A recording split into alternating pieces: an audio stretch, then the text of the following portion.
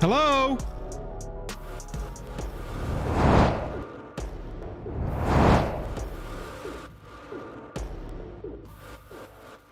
Good evening. Hello? I will tell you, Keto, it's kind of funny. I didn't recognize that song either. I put on my headphones. I sat down at my desk right before the timer was over and I put on my headphones and I was like, what is this one? I thought I've heard all of that royalty-free music off that soundtrack, but apparently not. What's up, everybody? Good evening. We have got some Stream Monarchs to talk about because I don't want to alarm anyone, but there was a fight before we got started. There was a fight right here where we're standing before the stream started. It all started with Christian Marble. All hail tonight's first Stream Monarch. Christian Marble walked up firmly, planted their flag in the ground, and said, I am first Stream Monarch. I am he. Then Quantum Mechanic came up and said, okay. Okay. All hail the second Stream Monarch of the night, Quantum Mechanic.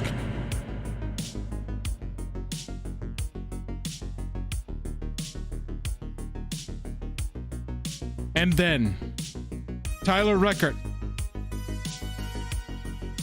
former Stream Monarch, came in and said,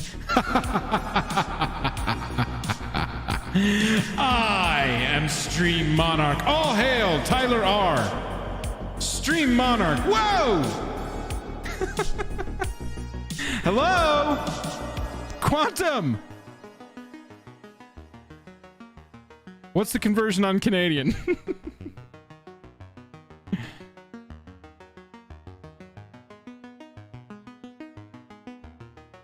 $103 United States dollars, 140 Canadian. All hail Quantum Mechanic. Stream Monarch. Tyler Reckert bows to Quantum Mechanic. All hail the Stream Monarch. Oh, mercy, y'all. Y'all got busy before I even got here.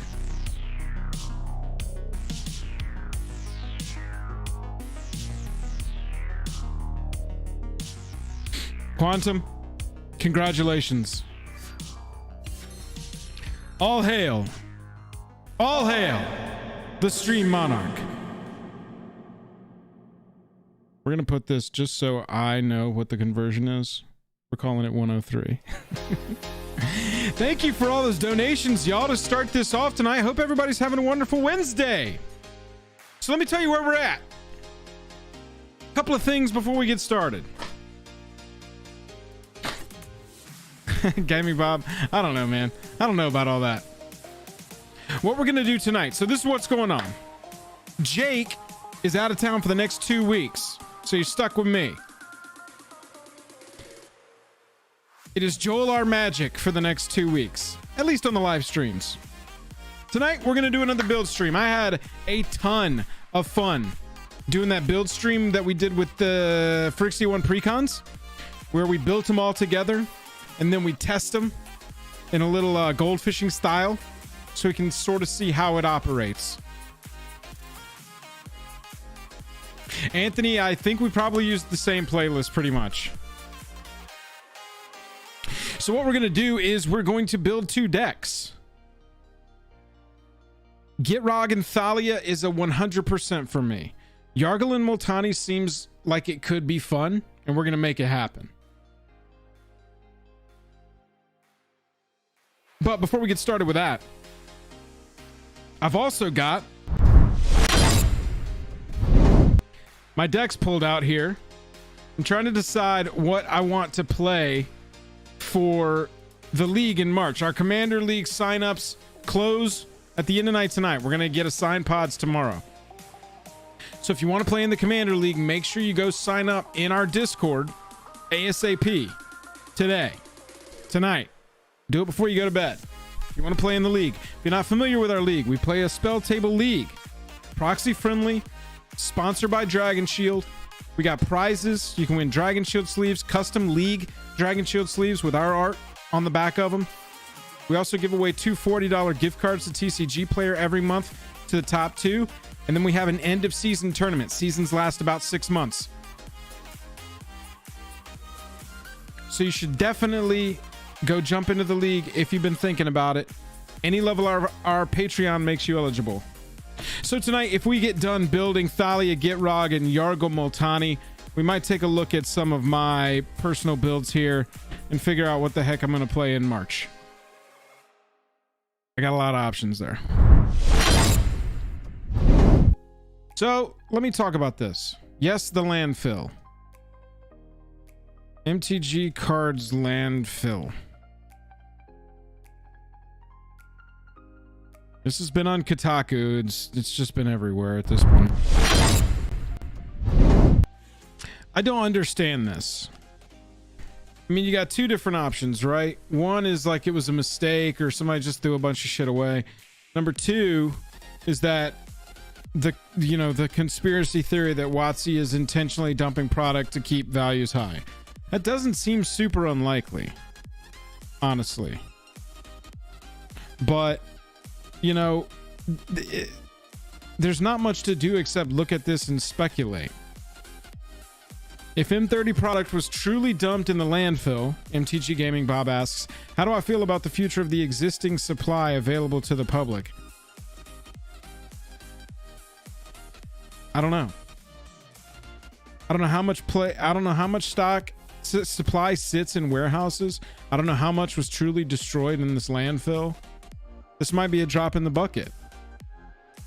You know, this might have been regions like third order, and they were like, nah, just axe that, destroy it. But to me, this has been one of the weirder developments of the whole M30 controversies. But that's just what I think about that.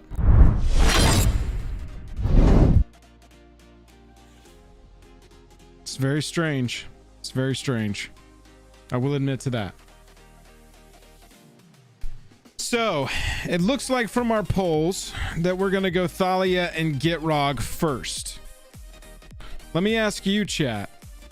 I want you to tell me in chat, and then I want you to click that like button if you haven't done it yet. Yargle and Multani, is that the second one we're going to build? It's kind of weird, kind of interesting, kind of unique. We've also got Galta and Mavrin and Drana and Limvala as options. I'd like to keep this as a duos, you know, those partner stream. I've already built, so I see somebody said, GMG said Goro. So look at this.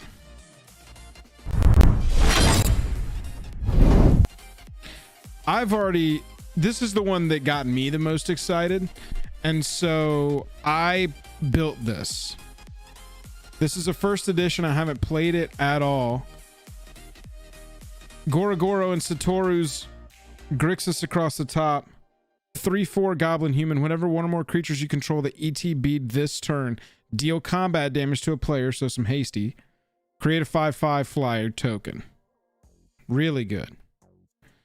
Pay a red, pay one. Creatures you control gain haste until in a turn. The people that I've talked to while building this have pretty much all said the same thing, and it's something I ran into. It seems like it could be a Dragon's deck, and so let's build it with Dragon synergies. It seems like it could be a Ninjutsu deck, so let's build it with Ninjutsu synergies. I think the reality is somewhere in between. I think you want hasty creatures that can get through. That's a must. But I don't think you want to stack too many of those. Like, for instance, I've only got one drop in this whole deck. One drop creature. Now, I do run cards like Criddle. Whenever you attack, pay 2. If you do, target creature can't be blocked. That's pretty good. I like that. I run things like Felden that can create hasty artifact token copies of things. Or Thopter Engineer that can create hasty creatures with avoidance. Thassa, pay 2. Target creature you control can't be blocked this turn. That's more the direction I went. Now, obviously, we also have the ninjutsu. And so I leaned a little bit heavier, as you can see, on pretty much all my bottom end is about getting through, dealing at least 1 point of damage on the turn you enter the battlefield.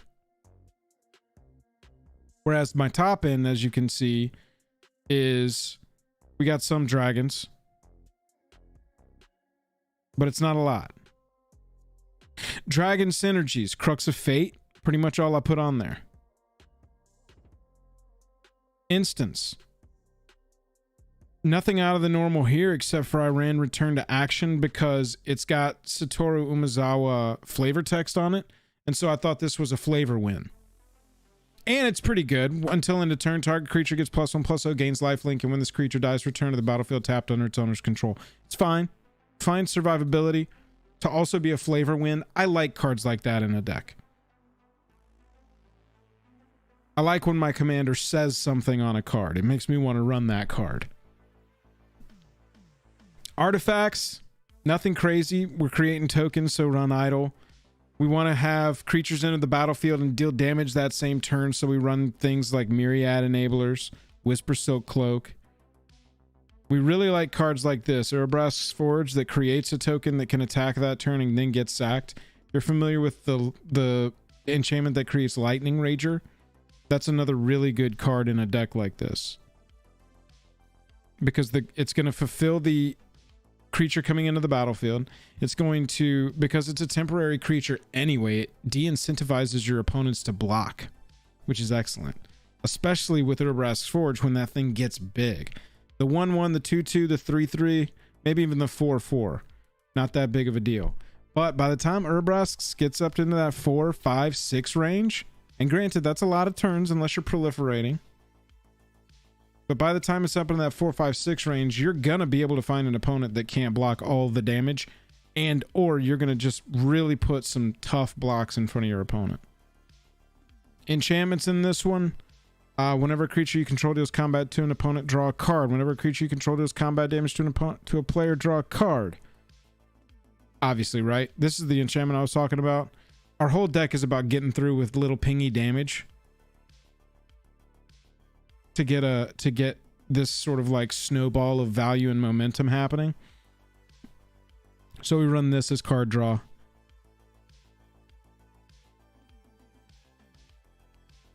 Bitter Blossom's one that, you know, at least it's giving us a creature with avoidance every turn. And don't forget, you know, that we do have, for 2 mana, hey, as long as our commander's on the battlefield, we got haste on everything. So that was, and like I said, this is the first draft. I haven't play tested this at all. I don't truly know how this commander feels in play, but this is a deck that, you know, I really look forward to sort of picking at for a while. This is very up my alley as far as creatures, as far as commanders go. But let's do Thalia and the Gitrog monster. What do you say?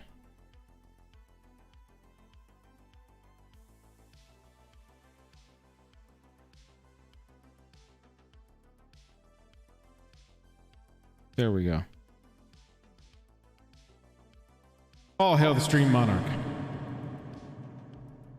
So let's switch gears to Thalia and the Gitrog monster. Let's look at this creature.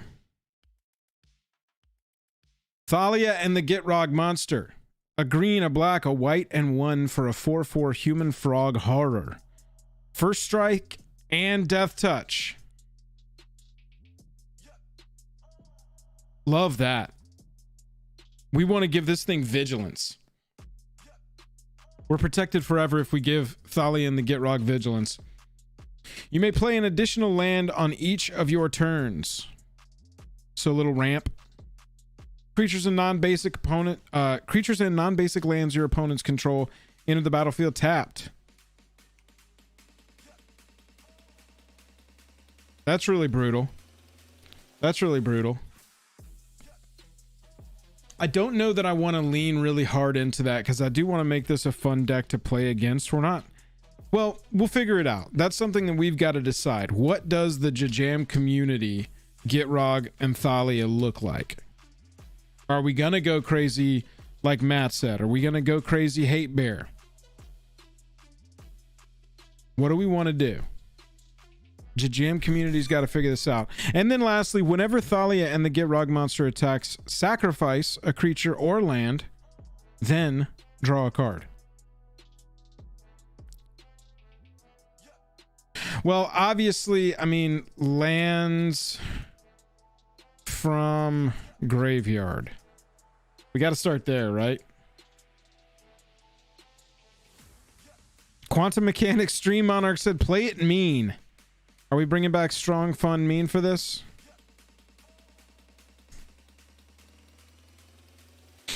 So it seems like it automatically wants cards like Ramanat, Crucible, Ancient Greed Warden. Like all of these are just auto includes to me.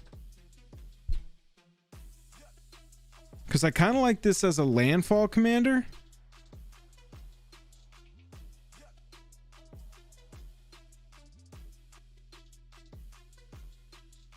Huh, this one's kind of open.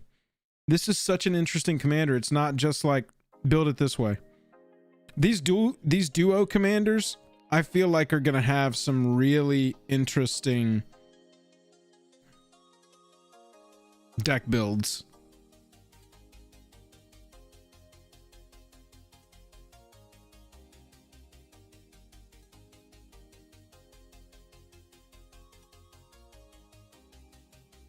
Reveal the top card, 4 cards of your library. Put all land cards revealed this way into your hand. The rest in the graveyard. Put any number of land cards from your graveyard, from your hand onto the battlefield tap. That's really good. Create a token. Return all permanents from your graveyard to your hand.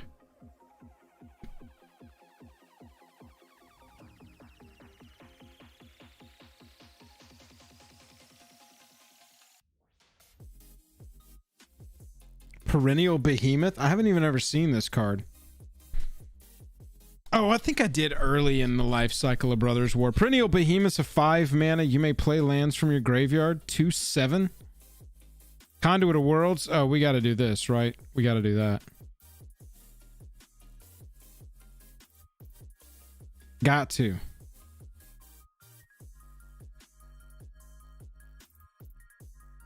Sheesh.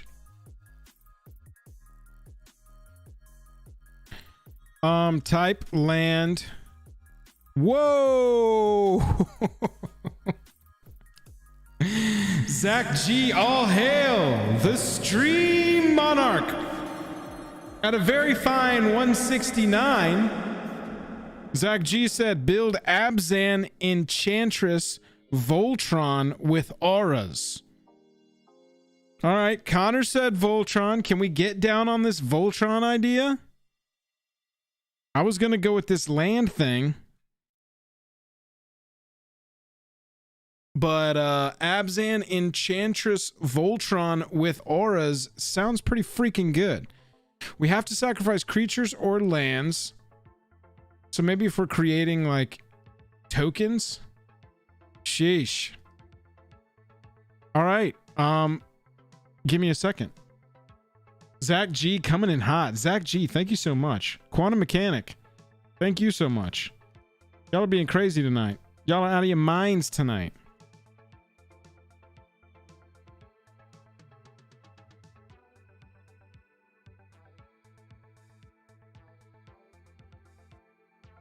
Feel like we gotta add that, right?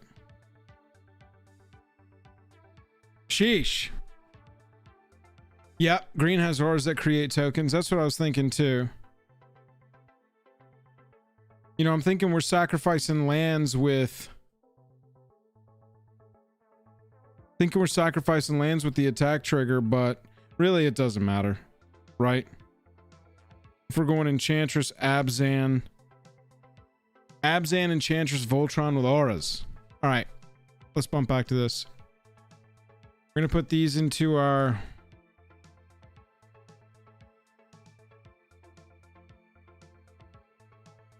These are going to go into our considering pile. And we'll see. You know, maybe we want to include a sub-theme of lands that can be played from the battle. I mean, from the graveyard.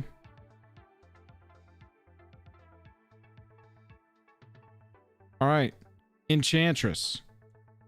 When enchantment enters, we got to look at auras too. Gosh, the absolute options on these commanders are going to be crazy. Absolutely insane.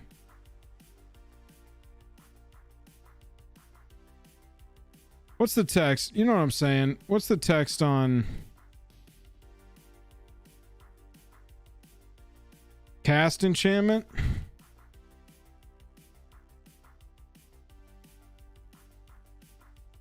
Draw. I'm trying to think, what is that? There we go. Here we go. Yeah, so we're doing these, right? Boom, boom, boom, boom, boom, boom. Oh, baby. Dude, I gotta say, I do like building enchantment decks because if you're in green and white as two of your colors, you just go, yes to these 6. Let's go.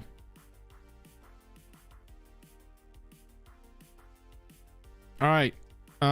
We definitely got to run. Zach, you got any special calls on cards that you definitely want in here? Because I'm going to go, totem armor.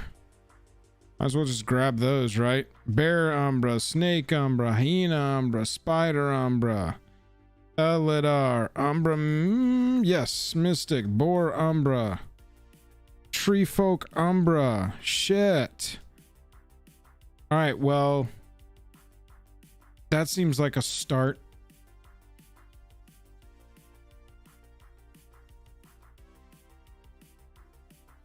That seems like a start. We can go type aura and just see what we get here. Animate dead counts as an aura.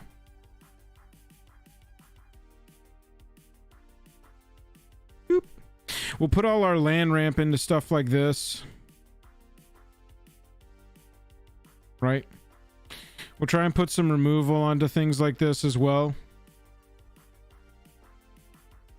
Oh, you don't like Umbra's, Jank? Merkle could be good. Potentially.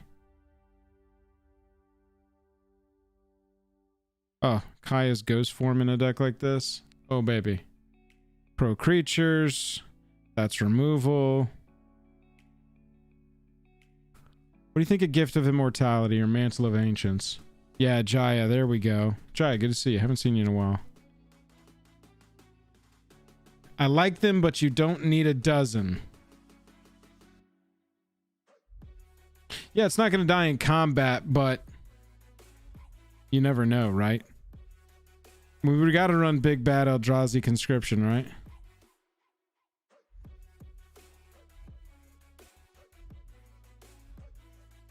Is Overgrowth good? We'll have to see how many. I'm just going to add it for now, and we'll come back and see how many. Oh my god, Pharesis. That's so funny.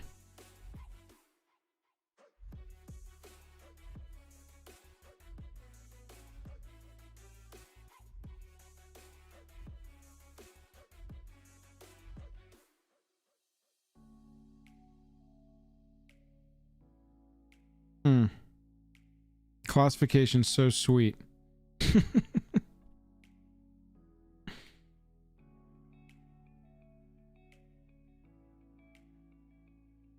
Number of permanents you control. Flying, lifelink, pro vampire. I don't really care about that. I don't really care about that. Ninetales I think I like a lot. What is it? Is it split? Or does it have a...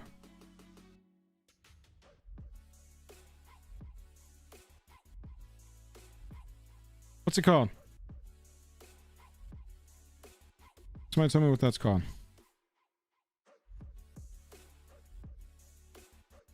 Definitely want to run this. Other enchantments you control have Shroud, sack it, look for an enchantment.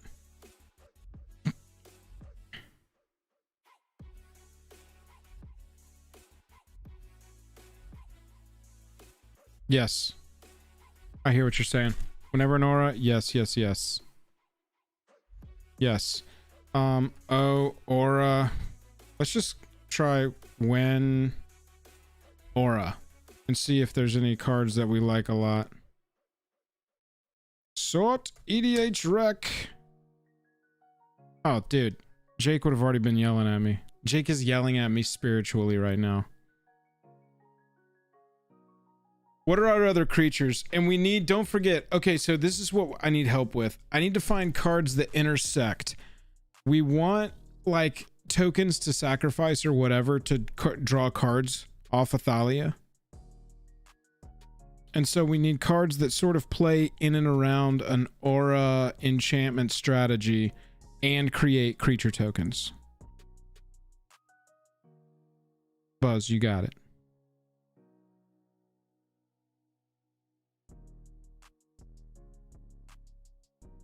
I like this idea a lot, Buzz. Yes. I'm liking some of these that I'm seeing. Stram, Eidolon. There's our blossoms. There we are. Also don't mind, isn't there one that like gives protection or something? Countless Battles is pretty sweet too. You look upon combat damage that would be dealt to you and creatures you control this turn, or target creature gets +5/+5, gains indestructible until end turn. All creatures your opponents control able to block that creature this turn do so. Hey, shit. That puts us up to 9 possible kills just with that 5 mana instant. That's pretty sweet. All creatures able to block do. Yup. That's so all of these. I already have Indrik Umbra in there for sure. Gift of the Deep.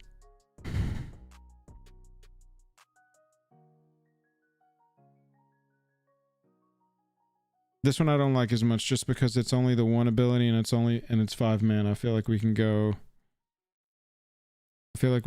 softer on that. Not bad, kind of same thing, but this is what I'm talking about right here. Like 3 mana and it's an aura. Yeah, I like that.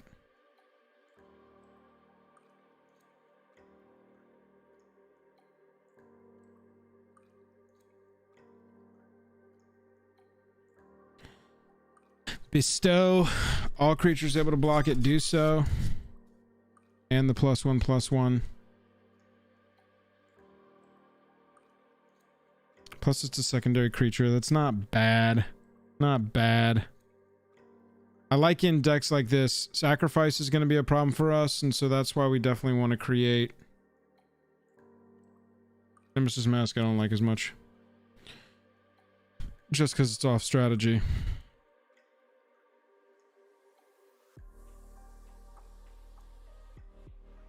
Cathar's Call.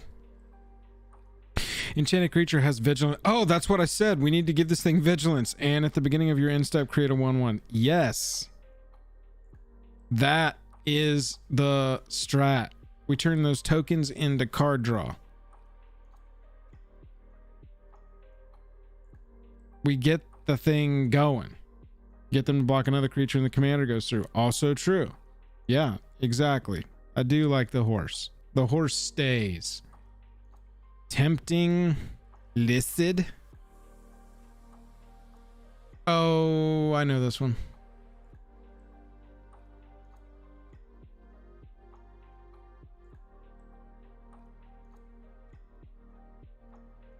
An R enchantment, okay.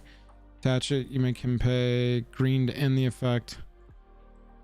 All creatures able to block enchanted creature do so. I actually like this. I like this because it's a secondary creature too if we need a creature on the battlefield.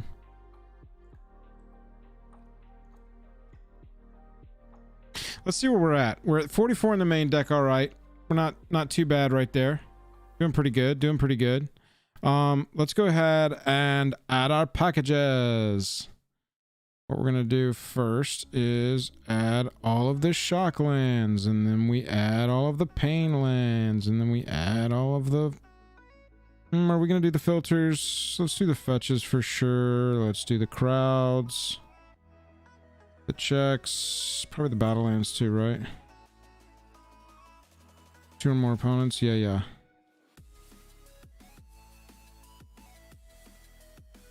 No, I don't like these. These are the ones that we're not going to run. Any utility lands that we should run in a deck like this? I'm just going to go ahead and get us up to 37 lands so we have a clear picture of how many we need. 2 or more opponents, as long as no... Don't want it checking for basics. Beautiful. Sarah Sanctum. Create ETB, then blink.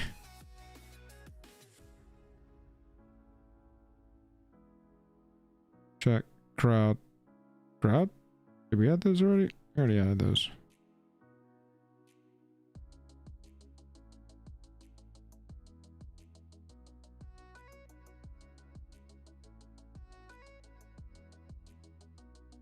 At our little Indatha triome.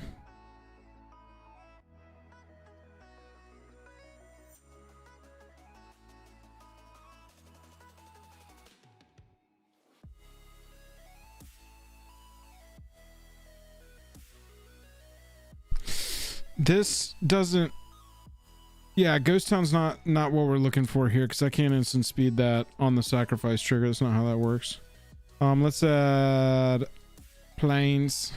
Well, let's add commander cards. Whoops. Sort EDH Rec. Command Tower, Arcane Signet. We're gonna skip Sphere. Here's a creature type. No. Command Beacon, I don't mind. Number of times it's been cast. That actually is pretty nice for us. Protection from red and blue? No.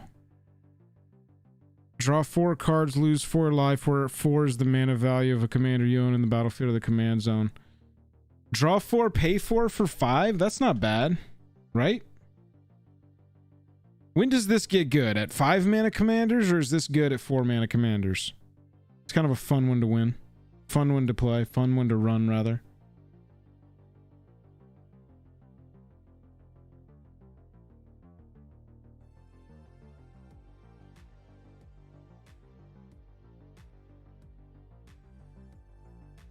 Somebody just sent me this. Magic the Gathering Phyrexian will be one complete edition's $80 on Amazon right now. Go get yours if you want it.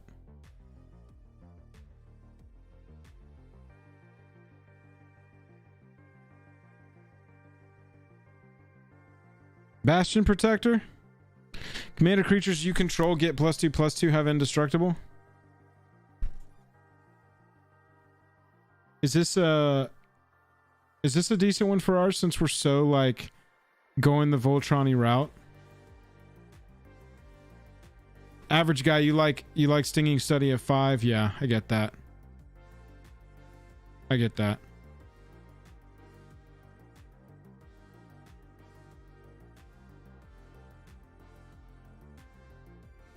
That's right, Keto. All hail. Yeah, I actually think I like Bastion Protector in this deck. Typically, I don't run cards like this, but I think that in this one, that's a pretty fun one to run.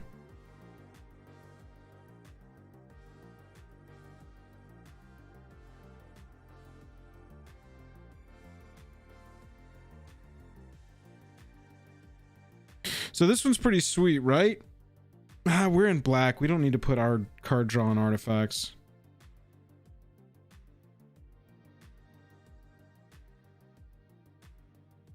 I mean, commanders you control have hexproof, seems pretty relevant as well, right?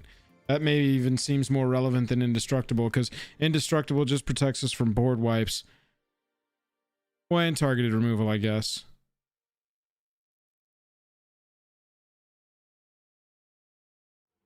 Alright.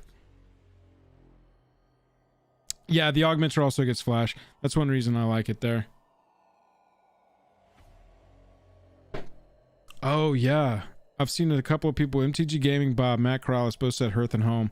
This actually is a really good call here, because you get to search your library for a basic land card. And we don't have a lot of like search your library ramp. We're putting it mostly on auras and enchantments to lean into that strategy. I wish that we had some more synergy here with the I'm gonna put this in considering. Wish we had more synergy with the blink, because the blink really doesn't get us anything. Augur of Autumn. Oh, that's true, Jank. Yeah, Jank, that's right. We can't even put our auras on it.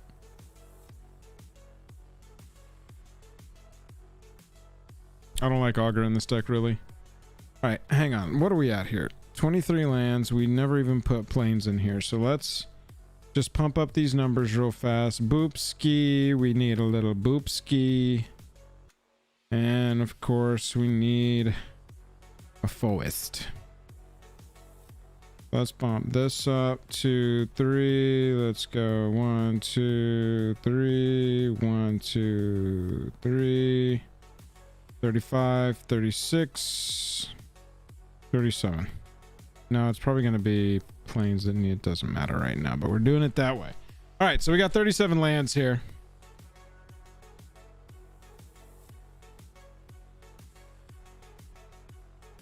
Not too bad so far. I mean, goodness gracious, we've got a lot of enchantments in this deck.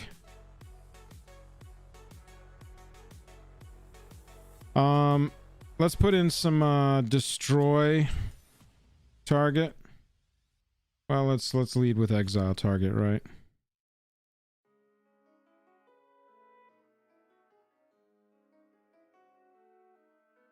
We should probably also try and put it on enchantments if we can, huh?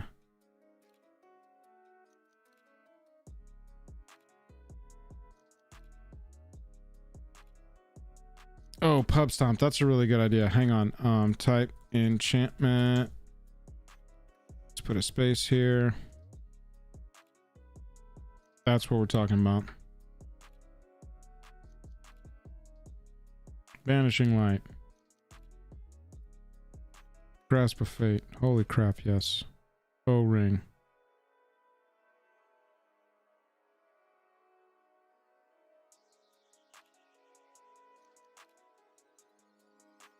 Soul Snare. It's pretty funny. Beginning a combat on your turn, put a +1/+1 counter on target creature you control. And if you control a creature with power 7 or greater, you can play the exile cost without playing its mana cost. Should we be growing our Thalia?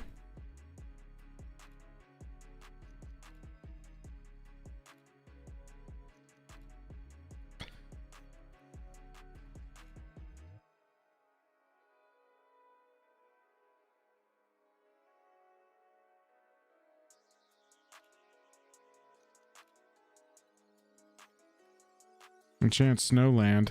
Come on. Conclave. Journey.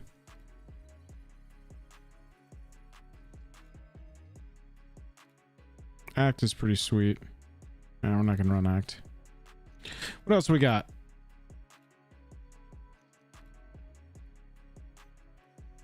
Kind of both, average guy.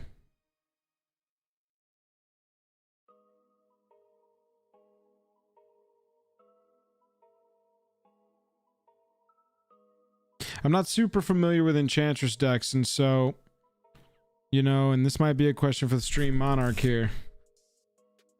We do want some stuff that sort of pumps up the power, right? Because we're trying to win with commander damage. That was the call. Build Abzan Enchantress Voltron with auras. So Abzan Enchantress. You got it, Zach. No problem. Abzan Enchantress. Voltron. That was the call. Wedding announcement is not in here. Let's check that one. Ooh, I forgot about the Dominuses. That's something we got to check now, huh? Beginning of your end step, put an invitation counter on it. If you attacked with 2 or more creatures this turn, draw a card. Otherwise, create a 1/1. Then if wedding announcement has 3 or more invitation on it, transform it into creatures you control, get +1/+1. We're not really incentivized to transform it. And it's just going to keep doing that. If it was doing the token every turn, hell yeah.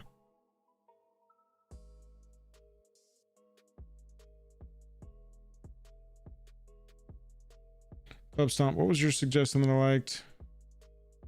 Scrubs Hive, yes. It's showing me all of the archives. Here we go. Yeah. Like that. And their enchantments. Big fan. I like that call right there.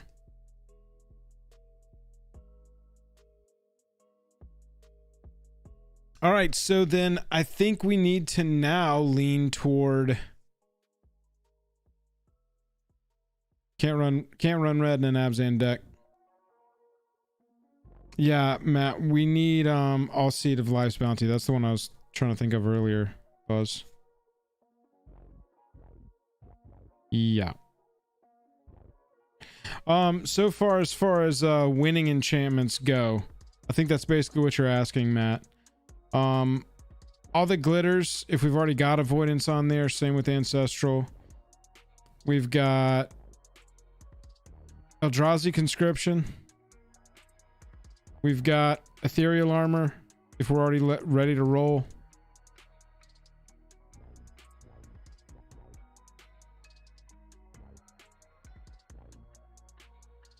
Lure is very, very, very powerful in this. I love this. Mantle's a finisher. Rancor is basically a finisher. No, it's not really. Where is... I was looking for... Oh, there was one other, I thought so.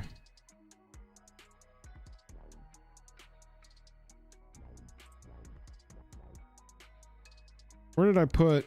Didn't I put in here protection from... Oh, here we go. Spirit Mantle. Protection from creatures.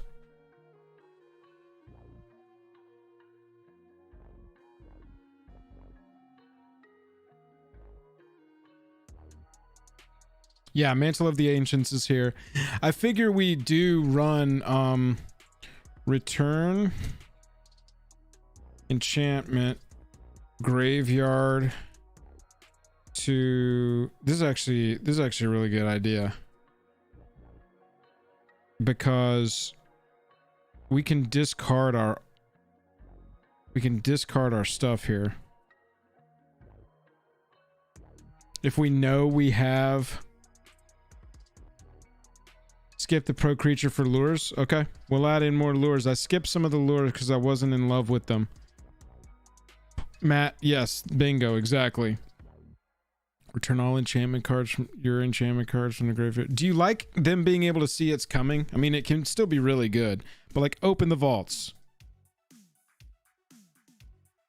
Do we like Brilliant Restoration? Oof. We're running Replenish. It's a $90 card. Just proxy it.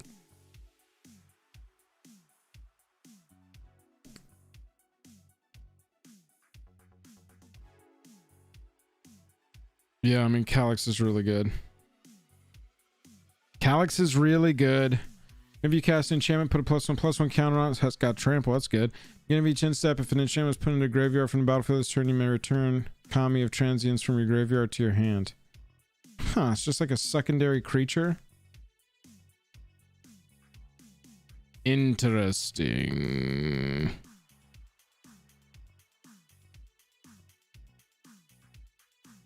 Interesting.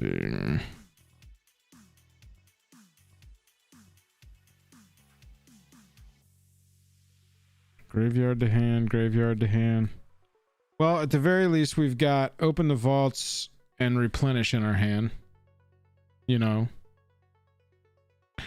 call is a really good call. I know I've seen a couple people mention this one. Oops, key. This is Moxfield. Go over to Moxfield and follow us.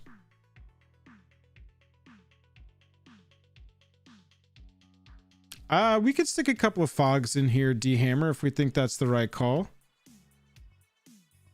I know Zach, and Zach likes to get swifty. Buzzfuzz, enjoy. Thank you for the suggestions. 1-1 flying indestructible. Yeah. Hallowed Haunting. As long as you control 7 or more enchantments, you get a Flying and Vigilance. Yes.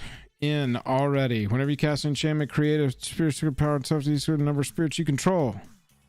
Oh, so they get bigger and bigger. Yeah, I like that. I like it. We're at 99. We are at 38 lands, so we can cut one.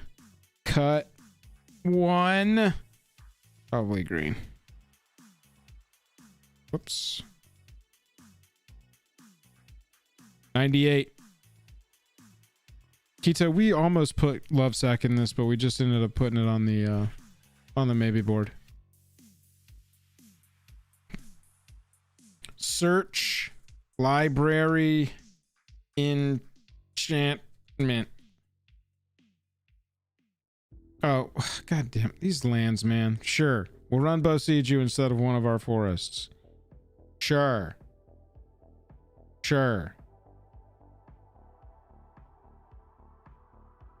Zach, do you want, when I'm making choices like this, do you want me to go power or do you want me to go more relaxed? Like Enlightened Tutor, Idyllic Tutor.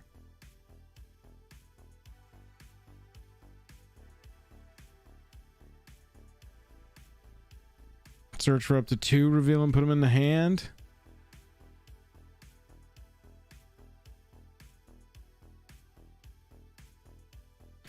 Each player sacrifices all artifacts, enchantments, and non-basics he or she controls. For each land, it may search for a basic, put it on the battlefield tapped, and each player search the library. Sheesh. Destroy all enchantments is very bad for us. Actually, that in and of itself is enough to run Teferi's, right? Just because destroy all enchantments is so brutal for us. Enchantments you control.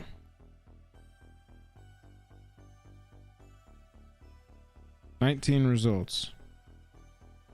Can't be countered. That should probably be in there, right?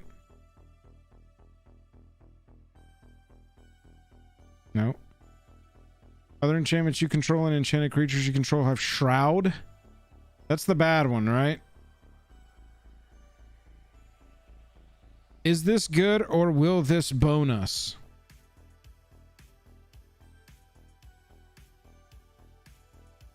God, I kind of like Myrel in this deck just to be a person that we suit up. Oh my god, Sanctum Weaver.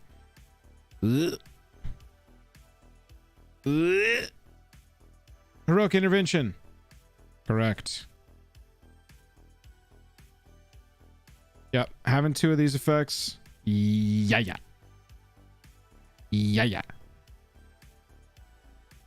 Zach, did you tell me about what kind of tutors you want to run?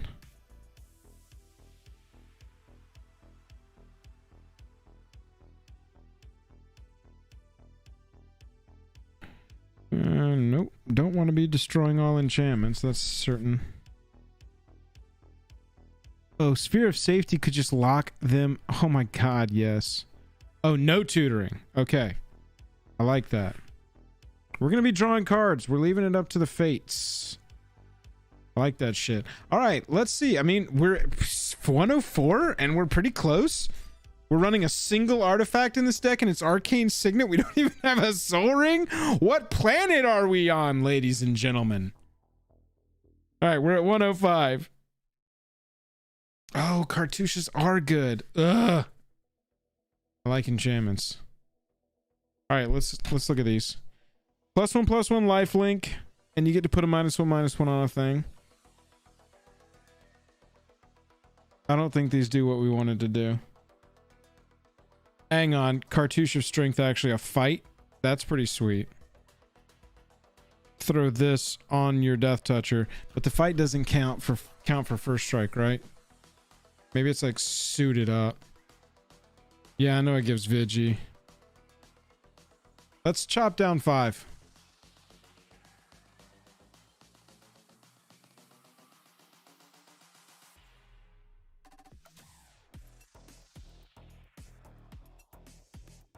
No, I wanted to look at visual grid. Okay, here we go. We need 5 cuts. Creatures, we need to get this real fast. Hang on.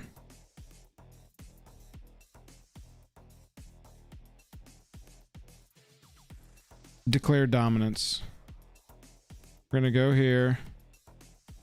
Declare dominance. Yeah, we'll go look at the curve and do all that. I want to look at this because I want to copy. Creatures able to block it this turn, do so. That's probably what we need to figure out, right? Let's just see. Until in a turn, target creature gets +6/+6 trample and all creatures able to block it. Dude, and this is a miracle card? Zach, I'm finding you. I'm spinning gold for this deck. ETBs, if it was kicked, all creatures able to block. Don't like that. Sorcery speed, that creature gains indestructible if you control a creature with power 4 or greater. And it comes with 4 or greater. Roar of Challenge belongs in the deck. Yes. What is the wording on lure? Because there had to have, it didn't even show us lure there, so we missed some of the wording. Able to block enchanted creature, do so. Maybe we just, okay, so let's copy that. Let's go to advanced again. We're going to search the Oracle text. We're going to take able to block, do so. We're just going to run it like that and see if that gives us the broadest pull of these abilities. Yes. Here we go, baby. Alluring Scent? I don't know about that.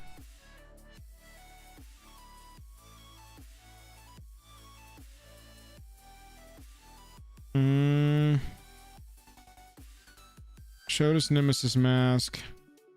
We ran Noble Quarry. Running those. Don't want that. Nah. We kind of want to focus it on Prized Unicorn. Okay, Mick, I'll look at that.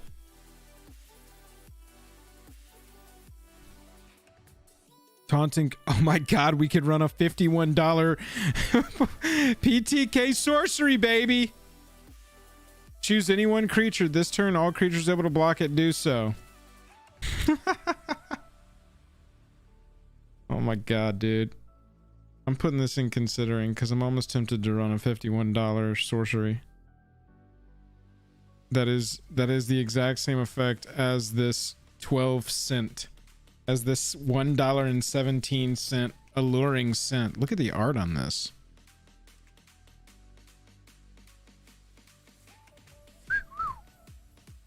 This one's only $1.17 because it's from Starter 99. Oh, never mind. We got a Portal Second Age version of this too. Oh wow. Hello. Hello. Oh wait, what is this? Oh, this is perfect. +1/+0 gains indestructible until in a turn. That saves our thing, and we can cast this from the graveyard. And if we got 6 mana, we do it all in one turn. Versatility, baby.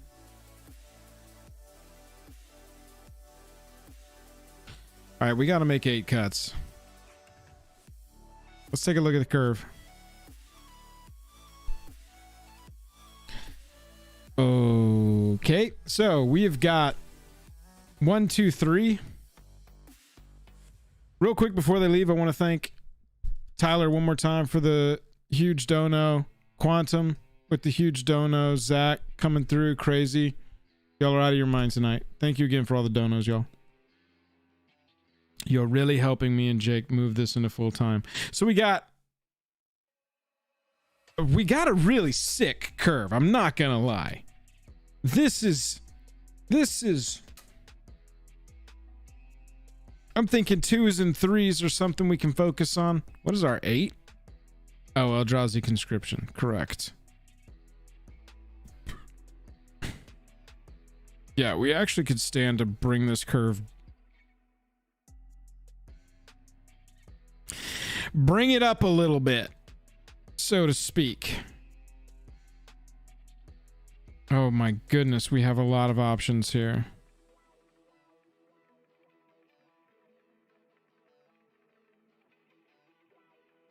We all said we ran too many Umbras, right? Totem. So let's look at the totems here. Treefolk Umbra. This one doesn't give us any weird benefit. This doesn't give us any side benefit whatsoever. So I think we can cut this one. Move to considering. Boom. Like we've said, we have been really focused on, you know, it's not necessarily going to die in combat a lot because it's got the first strike death touch, which is insane.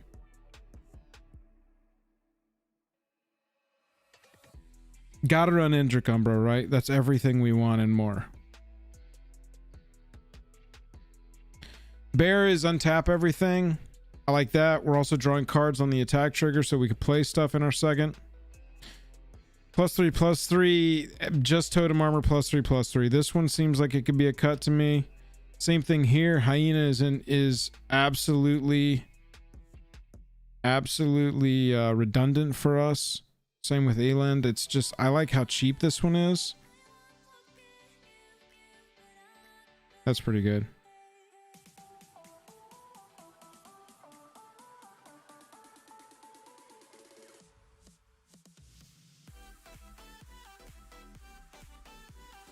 Daybreak, yeah, see, we haven't even gotten to that point where we've missed obvious stuff, AB. That's going to be the issue here.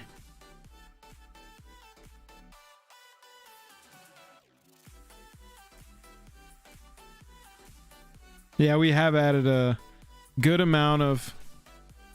We've added a good amount of Gains Indestructible. That's for sure.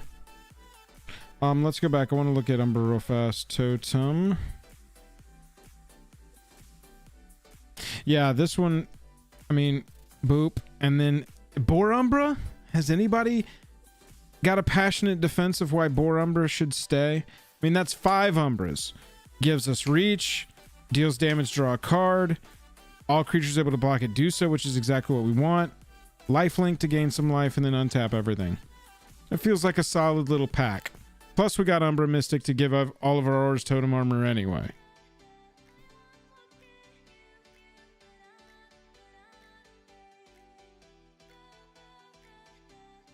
Mammoth bundles. Yeah, Lark, we saw. We looked at it on stream already. Mammoth giving vigilance is not irrelevant.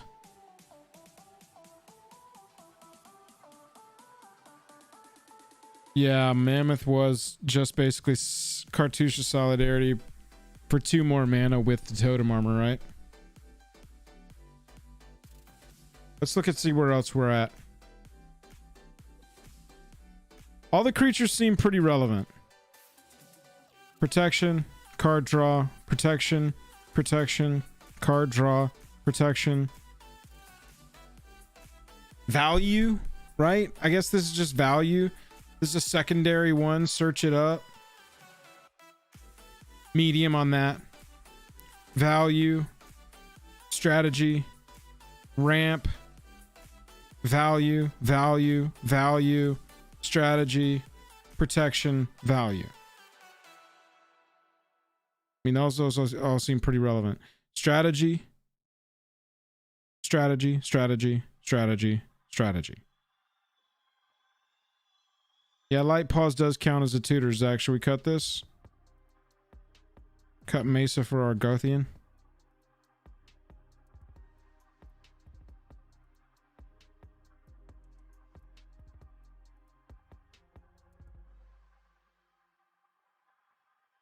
Okay, we've got those. Yeah. Oh, yeah. We've got them both. Light pause stays. Sterling Grove is in here still. Okay, so looking at sorceries, we looked at those. Instant, we got strategy. Protection, strategy. Signet and ring. Natural, right? And then enchantment. So let's name what we got here. We got strategy. We'll call this different. We're gonna call this win. Because this should win us a game. Win it. Win it. Removal. Protection and value. Sub strategy.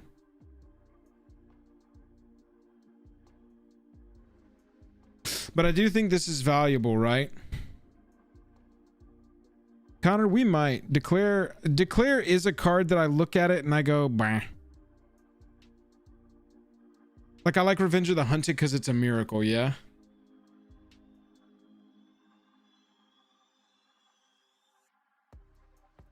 One more cut.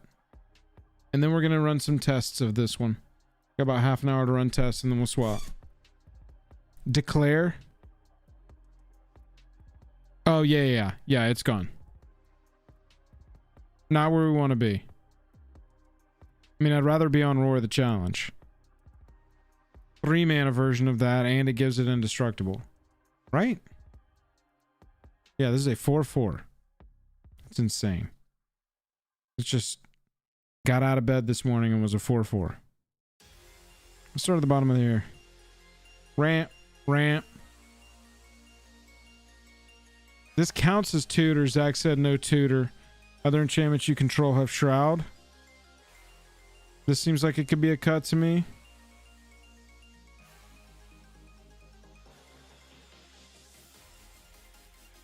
Not a lot of trample, no.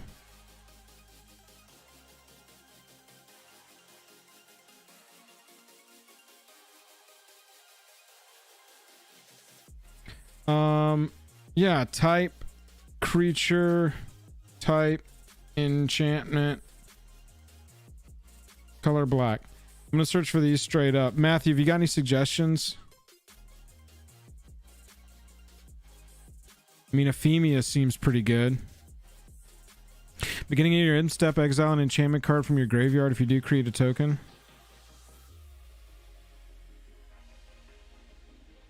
That actually seems like we need to run that.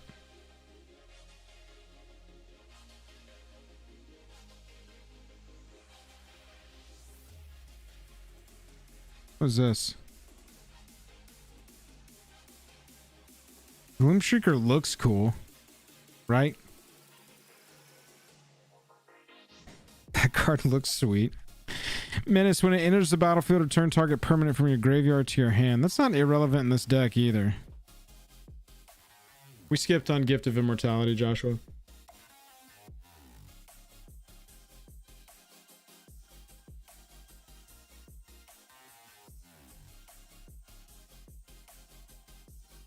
Hateful's pretty good.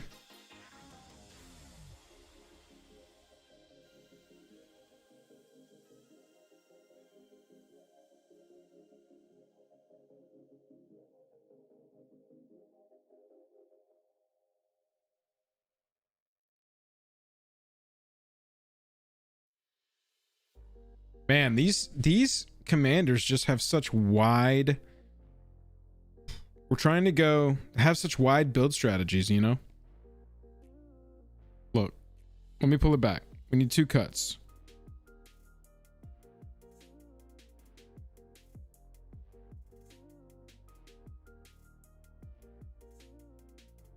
Oracle text, land, tap.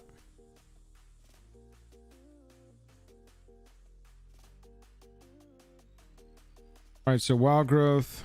Oh, it's an enchant forest with Utopia Sprawl. Cut Overgrowth. Yeah, that's where I was kind of feeling as well. So we got one more cut we got to do. Fertile Ground. Yes.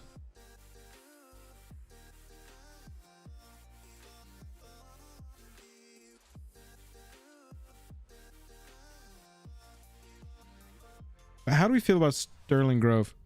Sentin's Desire is our strategy here. As long as you have 7 more cards in your graveyard, all creatures able to block enchanted creature do so. Oh yeah.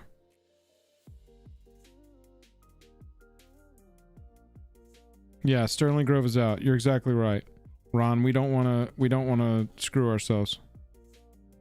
All right, so let's do some hands of this and see where we're at. What do you say?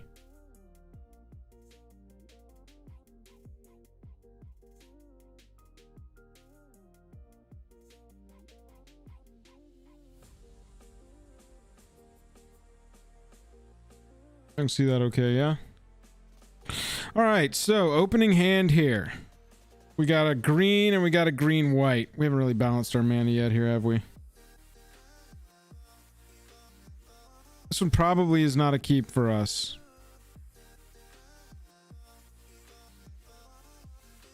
I don't think that this is a keep for us.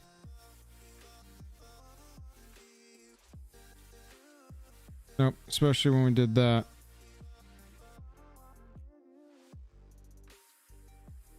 Give her a little restart. Okay, so this one looks like a keeper. We got a waste, we got a palace, we got a stadium. We got the Weaver. Little removal, little card draw built in. Yeah, this is sick. Alright, so we go Undergrowth Stadium. We drew a card at the beginning of our turn. Oh my god, we drew fucking SRAM. Turn 2, we play Opal Palace, and we're going to play Sanctum Weaver. To tap and tap. Go to next turn, draw a card. Wow. Okay, so... Go wastes. We got Weaver down here. We got Weaver ready to go for 1 mana. I'm feeling like I right here would want to go white and 1 to play SRAM. And then we go green 1 and play Fertile Ground on Land War Wastes. Draw a card because of SRAM. Draw Soul Ring, one play too late. Alright, so now that we've got the attention of the board, draw a card. Wow, holy we drew our ramp this game. We don't want to play out our Satyr because we've already got the 1 card drawer. I say we just go... We're going to go colorless here. Play our Soul Ring. We can add white, black with this. Add green 1 with this and Fertile Ground. And that's Thalia. And we're ready to replay it. Play our removal out, maybe. We untap here. We'll say nobody had... Just seemed like nobody had a removal for it. So we go Catacombs. We sack this. Gonna go get...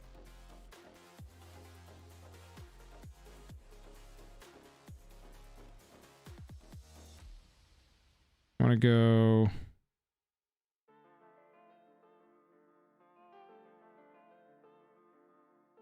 I'm just gonna go for our Shockland, right? Get white. White green. What's the white green shot called? Yeah, we've got Ancestral Mask. Temple Garden. Yeah. Oh shit, view library, close and shuffle. Okay, so Temple Garden comes in. No, you know, I mean, the timing on the Verdant Catacombs is going to be played when you know what kind of mana you need and when you need it. And so basically this is going to be tapped unless we needed that 1 green or 1 white by the time we get there. You know, I think we're just going to get jiggy with it here. We have 1, 2 enchantments still going. You know what? Just in the interest of, we're going to tap this. No, we don't want to restart. We're going to tap this for 1 and a white. So we've got, well, we'll just lose a life. How about that? A green and a white floating. We're going to enchant the forest here. Draw a card with SRAM with the 1 green. Oh, wow. We're going to use the 1 white to Ethereal Armor here. Draw a card off SRAM. Now we got 2 removals here.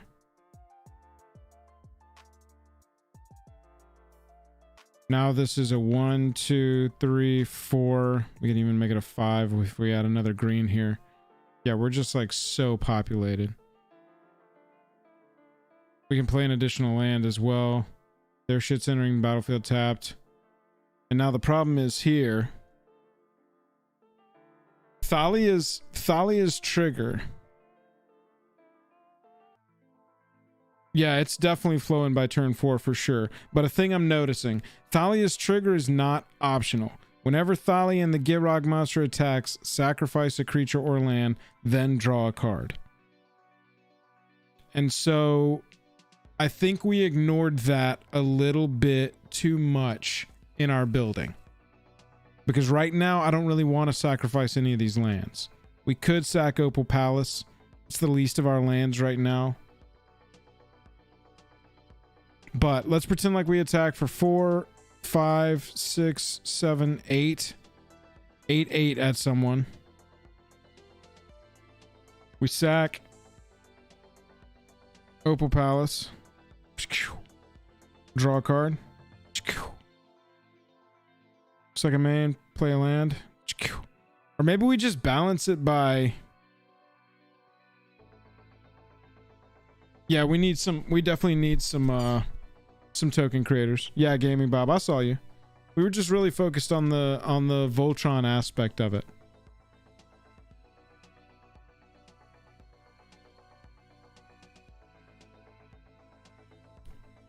Yeah, we probably would. I mean, at this point, Connor, it was just such an embarrassment of, you know, nothing's touching us. New hand. This looks pretty sweet. We'll go with it. Actually, very sweet. Yep. Go Brushland. We drew a card on our turn. Say go. Draw a card for our turn. Scalding Tarn. We don't necessarily have to play our Gothian on turn 2. So here we could go get our Triome. And honestly, you know,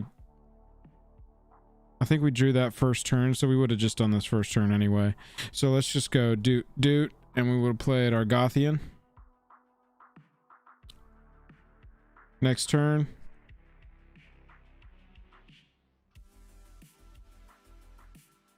Play our planes out. At least we have all 3 colors here. Across it. Oh, what did I... Oh, why is Scalding Tarn in here? I didn't even think about it. I just was like, oh, we put it in here. We put it in here. It must be able to search up a plain, swamp, or forest. I didn't even think about it. What the hell is this doing in here? Oh, I told it to add the fetches, and it was like, all of them? You got it, dude. All right, we got to fix that. We can fix that. I don't think we're playing anything here. We just go to the next turn. Much more humble of a start here. But that's okay because we've got some fun shenanigans about to happen. We play Thalia out. Go to our turn. Hope they haven't killed it. Drawn all the basics this turn. Play Desire here. So it's a 6/6. But the important thing is we draw a card. Whoopsie. Verdant Catacombs. A fetch land that can search for things.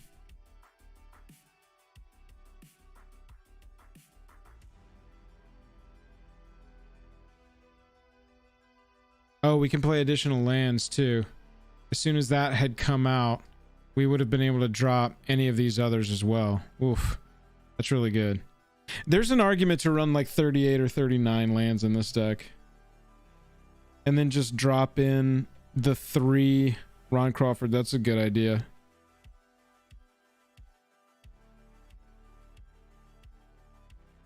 Yeah, but D-Hammer, getting a little flooded with Gitrog is not that bad. Yeah, Jank, it's tough.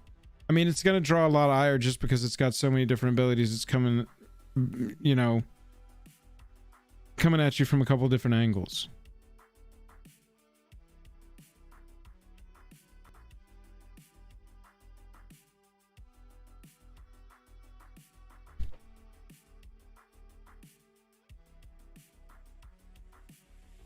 All right, we're going to exit this. We're definitely going to fix this land thing first. All right. This can find a thing. This can find a thing.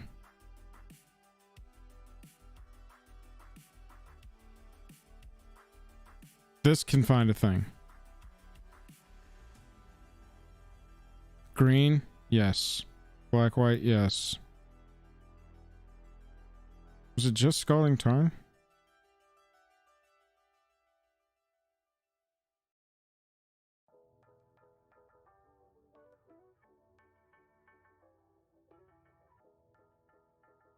Forest, swamp. Yeah.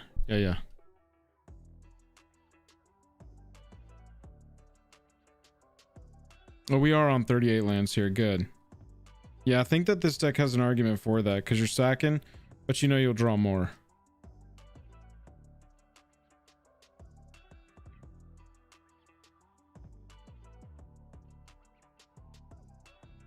D, that's a good point. We've definitely got the protection in there, and I love this lure sub theme. I think that that's just going to be really unique to this commander, which is pretty sweet. Same kind of thing with Glissa, but you know, we can lean into the enchantments here.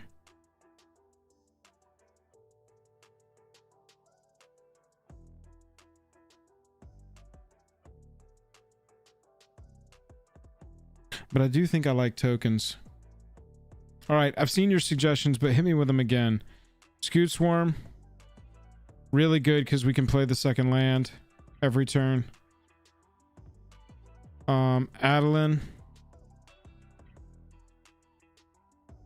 Number of creatures you control whenever you attack. Whenever you attack. And that's anything attacking. Yeah, this is worth it.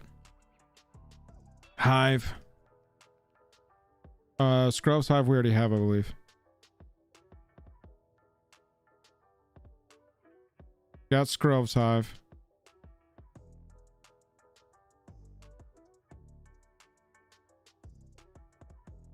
Blood gas that reanimates on landfall, and you can sack it. That's pretty cool, fun tech for this. It's only good with the commander. I don't like this. There's better options, dude. We can just put... I'd rather put an enchantment in that's going to trigger one of our enchantment card drawers that's going to create tokens than this. I'm very close to this, though. We'll do this. Oh, yeah.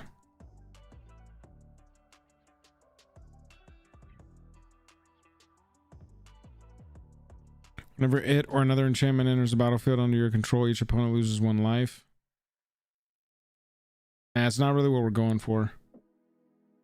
Yeah, I saw that, Connor. The cartouches. Wasn't there one? Oh, Awakening Zone. What other ones like this? Where else do we have enchantments that are just going to be doing the damn thing? Yeah, we looked at Bloodghast. Frozen Verge. Is that a land?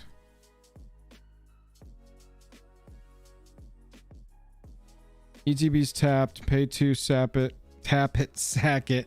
Tap it, sack it. Search your library for a forest card and a plains card. Put them on the battlefield tapped and shuffle your library. I don't think so. Dryad Grove.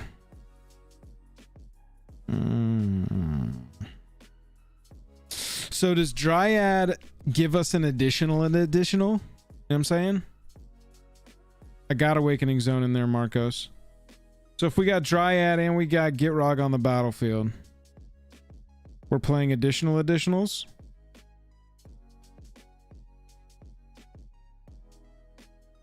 This is going to considering. This feels more like the whole we're gonna make this a landfall land sack deck. We're gonna lean into the Gitrog side of this. I want to see what Verdant Embrace is, though. That sounds magical. 5 mana, 3/3 at the beginning of each upkeep. Create a 1/1. I like that. Monuments, actually, they are artifacts. I'm very particular about my build strategies. I get it, but it makes me not want to run it because it's not a enchantment.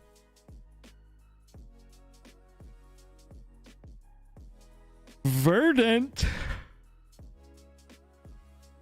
Oh yeah, too big, too much. Too big, too much, not what we're looking for. Yeah, Beladros is too high.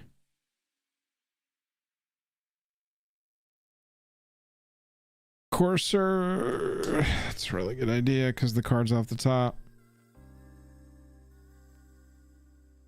Get an additional 1.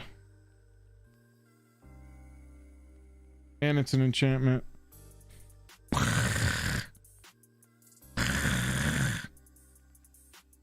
lot of good cards to run in this deck.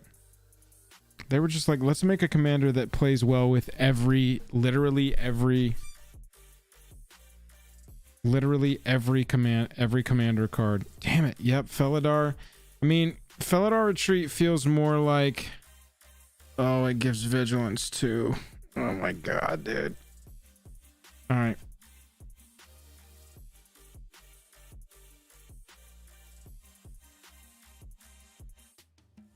Yeah, Felidar Retreat's just gotta roll there. It has to. It just has to. Hidden stockpile. Yes. I mean, this just keeps our tokens completely going. If a permanent you controlled left the battlefield, and we're running Hallowed Haunting and Bitter Blossom.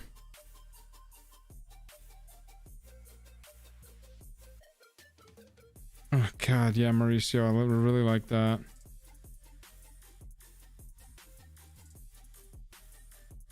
All right, let's look at this. What was the one? Aura Shard. Yeah, we got Skrull's Hive. Okay, so if we're gonna run that, we can remove some removal. All right, looking at, we got 108.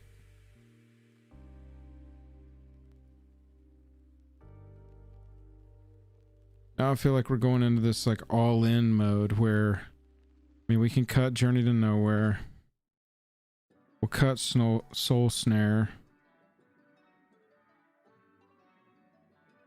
Embrace their growth.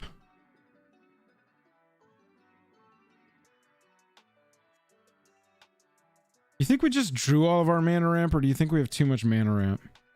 I think we just drew all of it, right? Conduit of Worlds and Crucible, yeah, those are ones that we've cut because it's sort of like a different strategy. But Conduit of Worlds, Crucible of Worlds, and Ramanap Excavator. That's like a little 3 set that we're kind of Merez, it's just such like a backup defense, but it is completely defensive.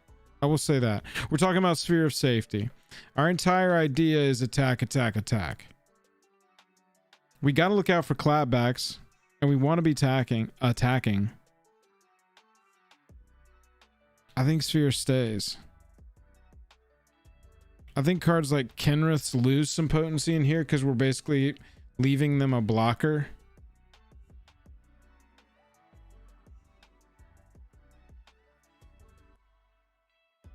Song is such good. Dude, this is the best removal.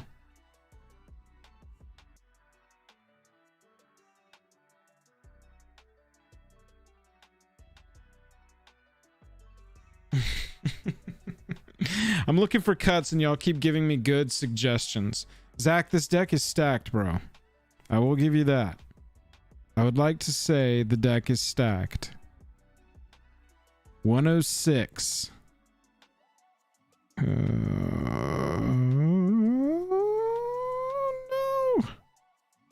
Oh no, the call is coming from inside the house.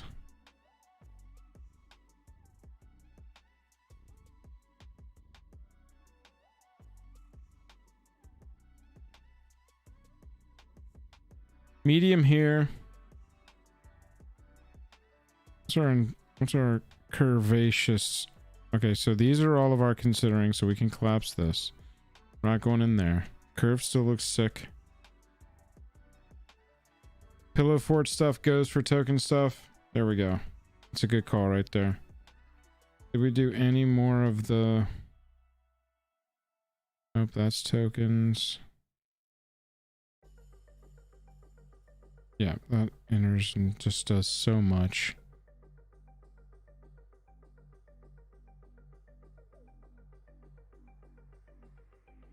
Four cuts. Take out a forest and run 37 lands. I'm not opposed to that. 3 cuts.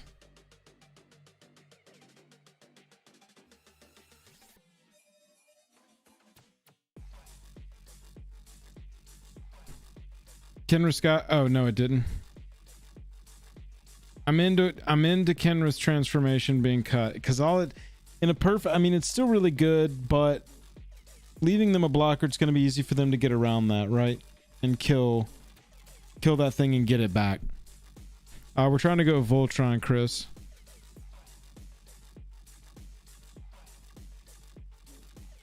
Two cuts.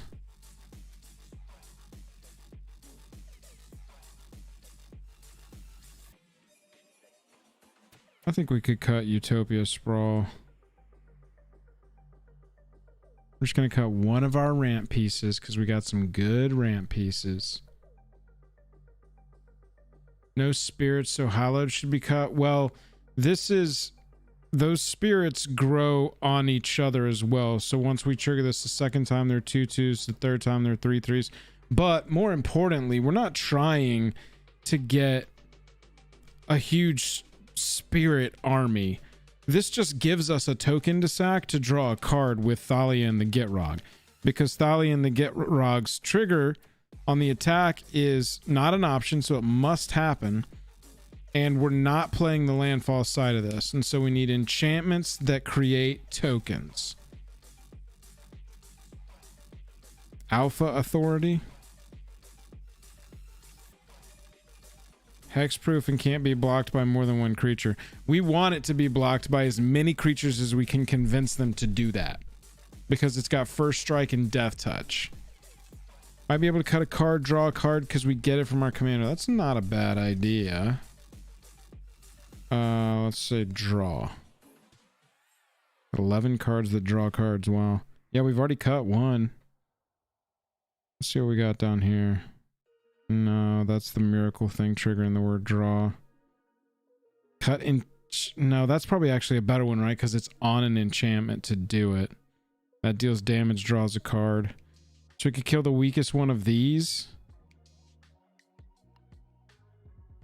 Eidolon triggers off itself.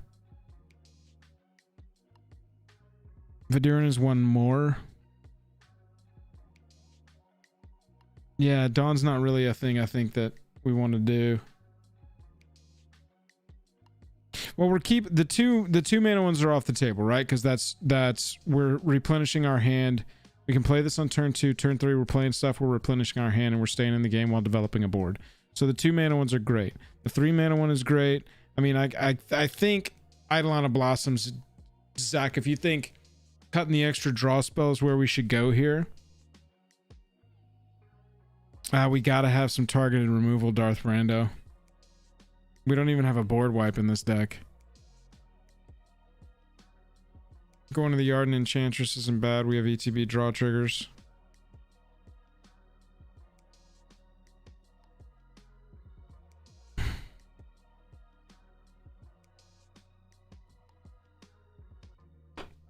Yeah, I think it's too good as well. That's why I'm struggling with it. We do need a board wipe in here. Yeah, Anthony, I know. Right, Keto. Well, we have so many synergistic choices that we can make. We can find all of those abilities on enchantments.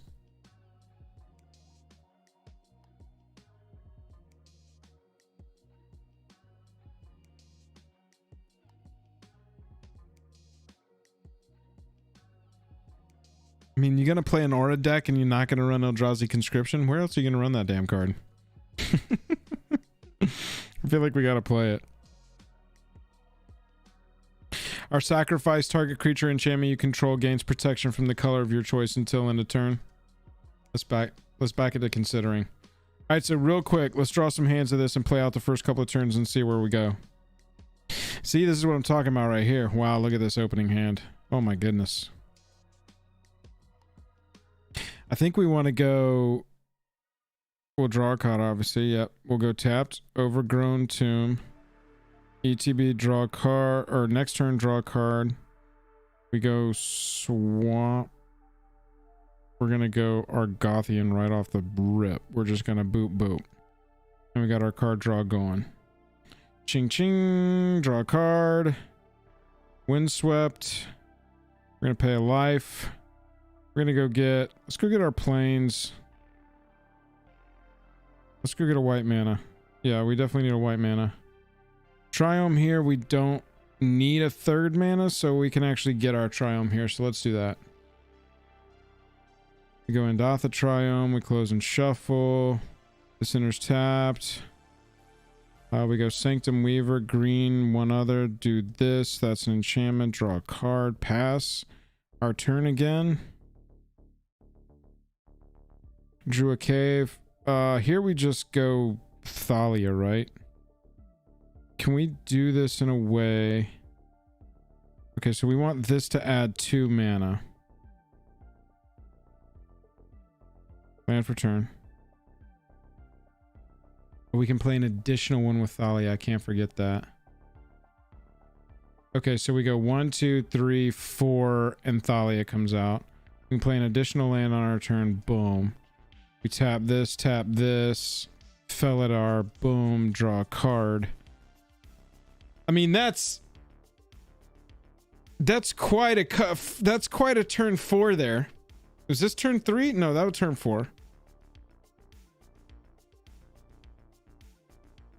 Not bad. And then you're just playing bonus magic at this point. I mean, next turn we drop Felidar Retreat and never play another card until they answer that freaking board. I mean, Thalia is on there with Totem Armor. We play a land after we drew a card. There's our presence.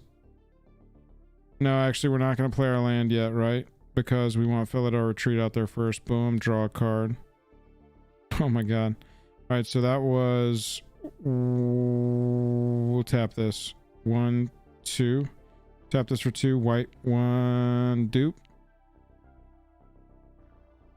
Okay, so we drew that card. We go Courser. Go land, create a cat. Where's our cat? Oh, here it is. Cat Beast. Now we've got something to sacrifice. Sheesh. And then you got some crazy turn here where you're like green. One tap Indatha there for Courser. We've only played 1 land. Play with the top card revealed. View card.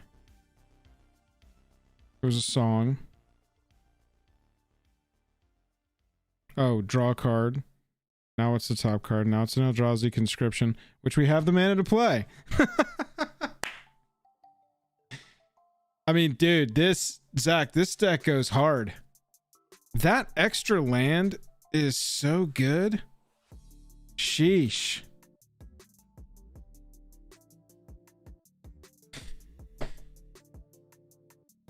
Wow. Okay, so This deck goes hard. This is a pretty good first version here. Just to summarize, Thalia and the Gitrog monster. First strike, death touch. The whole goal of this deck is Voltron and forced blocking. We're trying to attack, preferably with vigilance, but we didn't put a lot of like effort into it. And we want to force the blocks so that our first strike, death touch, and is just wiping their board. We sub-theme went enchantments, auras. Our only planeswalker is great value. 4 mana, look at the top. Reveal an enchantment, put it in your hand. Not bad. And if you can get it to survive, even better. Plus, it's got the exile effect on it. Rocking and rolling. Adeline creates tokens, and Adeline may look a little out of place in this deck. However, we have a couple of token generators in here, and I would think that Adeline would get replaced eventually by a really good enchantment token maker. So at your discretion, you may do that. And I'm talking permanent, like it stays on the battlefield, not ETBs and creates 1. I want something that's creating tokens every turn, because you need to be aware Thalia's got a lot of text, and you might forget as well. That bottom line of text. Whenever Thalia and the Gitrog monster attacks, sack a creature or land, then draw a card. Not an option. And we're not leaning into the landfall version of this, so we're not running things like Crucible of Worlds. And so creating those tokens is really going to help you, because that's going to be your card draw in the deck. Then everything tries to serve a specific purpose. Card draw, protection, ramp, protection, card draw, protection. You get it. Tutor for those. Forced block, ramp, card draw, token protection for our commander. Card draw, forced block, protection, card draw. Everything in here, including all of our sorceries, which you can kind of, you know, just from those things, those strategies I named there, you can kind of see where the strategy is going here. So that's version 1. I will say this commander has just got so many options. Engineer's Play, that's actually a really good idea. I think that somebody said that, and I believe I ignored them. And Zach, I saw your note that you think we need to type background, not Oracle text background. I saw that you think Calyx ends up getting cut. That's possible. Hive made it. Hive made it. All right, let's look at these real fast. I still want to look at Yargle and Multani tonight. Commander creatures you control. Nope, don't need the dragon ones. Which of these are the best? Sort EDH rec. Whenever an artifact or creature you control is put into a graveyard from the battlefield, each opponent will lose 1 life. That's not terrible. Especially if we lean even harder into this deck creates tokens and forces you to block Thalia. Not bad. Commander creatures you own have creature tokens you control get +2/+2. This is what you call mixing your strategies. I don't think we run this. Enters the battlefield with an additional +1/+1 counter on it, and other creatures you control enter the battlefield with an additional +1/+1 counter on them. Whenever it becomes tapped, it and other creatures you control that share a creature type with it gain +2/+0 and gain Undying until end of turn. Interesting. Folk Hero is creature types. That doesn't do anything for us. When it ETBs, and at the beginning of your upkeep, each player may put 2 +1/+1 counters on a creature they control. For each opponent who does, you gain protection from that player until your next turn. Oh, Duelist Heritage is a really good idea. Flaming Fist. Duelist Heritage probably better there. Oh my god, Raised by Giants is pretty crazy. Just have our Thalia be 10/10 right out of the gate. Pretty brutal. So this is version 1 of ours. Let's go to our primer, make sure. Strats.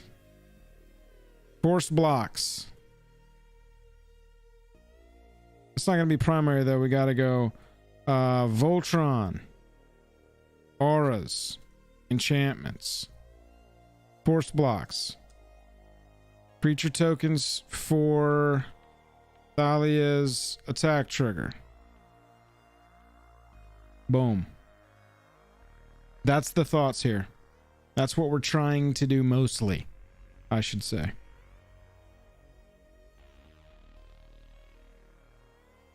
Interesting take. I'm telling you, these dual commanders have lots of different strategies, man.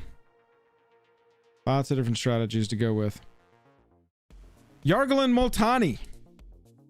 Green, black, black 3 for an 18/6.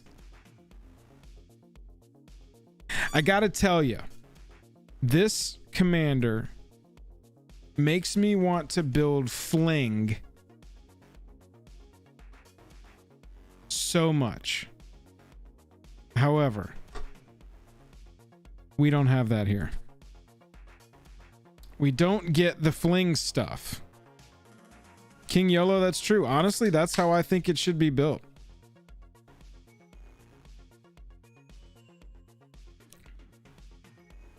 We already did one Voltron.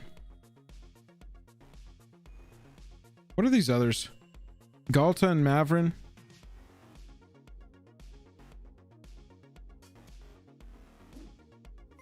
Drana and Limvala.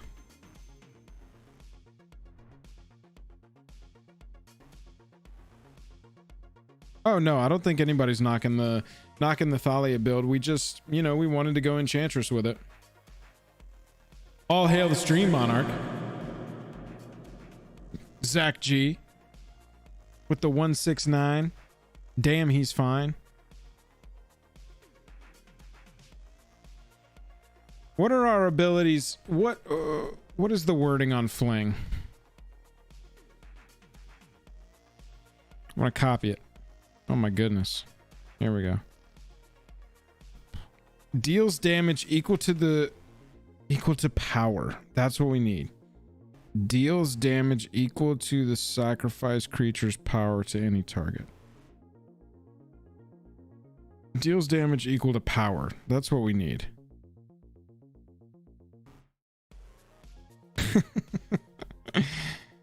NJ Drake said toughness matter. Build this as toughness matters and ignore the 18 power as a power move. Fight is pretty good here. Excess could be good here. I like that idea. Let's look at the oracle text here. Creatures power equal to the deals damage creature's power. Let's see what that comes back with. Double target creature's power and toughness until end of turn. No. Target creature you control deals damage equal to its power to target creature you don't control. I mean, ram through is absolutely going in this deck. Do we run fight?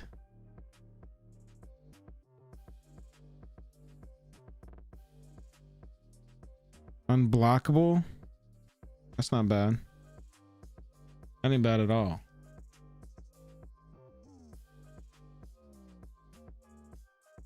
Yes.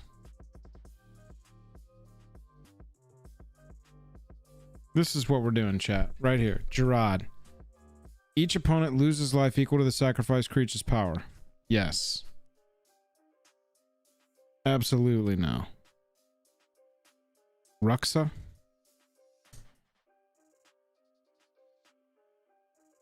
ETBs or attacks return target creature card with no abilities from your graveyard to your hand. Creature control no abilities get +1/+1. You have creatures you control with no abilities assign their combat damage as though they weren't blocked. Yes. I like that. I also want to search as though they weren't blocked. Any other options here? We have creatures you control deal their combat damage to defending player this turn as though they weren't blocked.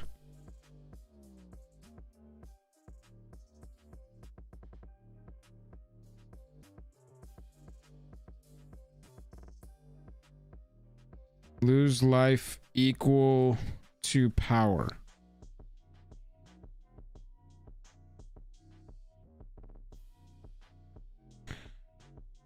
No.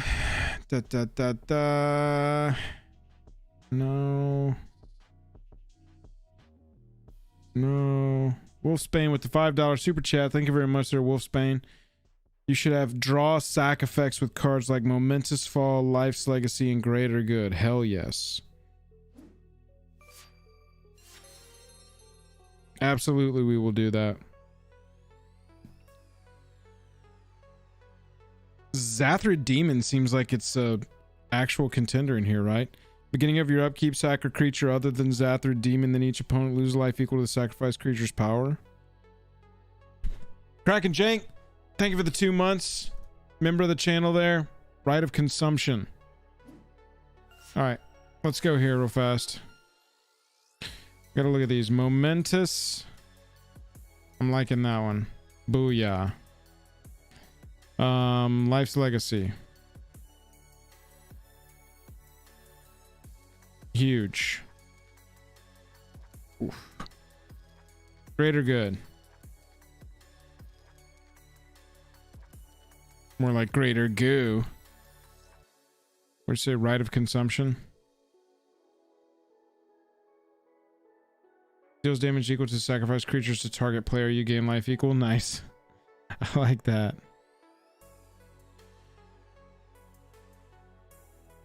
Technomancer. Yeah, I'll look at Technomancer.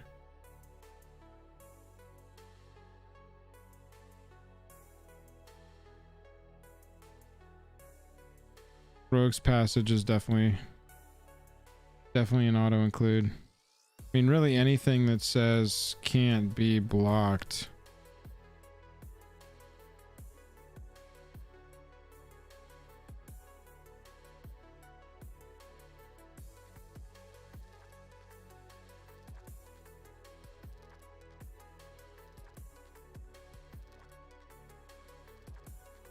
Justin, I mean, Whispers of Cloak is so strong in this deck. Just make your 18/6 unblockable Shroud. Done. I like Key to the City. Jake loves Key to the City. Gotta run Key to the City. I mean, sheesh.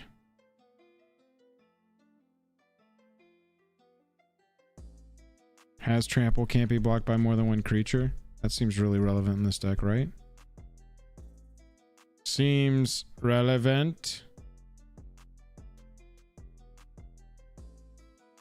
What is Speaker?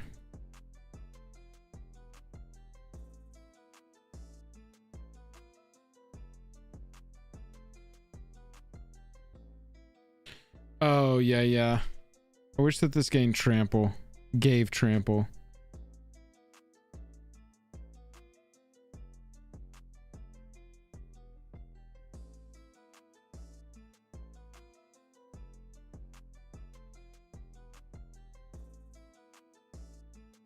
Elemental Bond. I like Garrick's Uprising more. Garrick's up because when it ETBs too, we get both. DJ, what's up?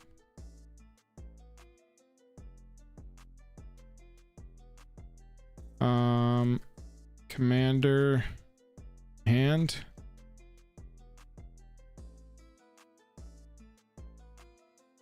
I've never even seen this card. Exile Campfire. Put all commanders you own from the command zone and from your graveyard into your hand. And that seems relevant, right?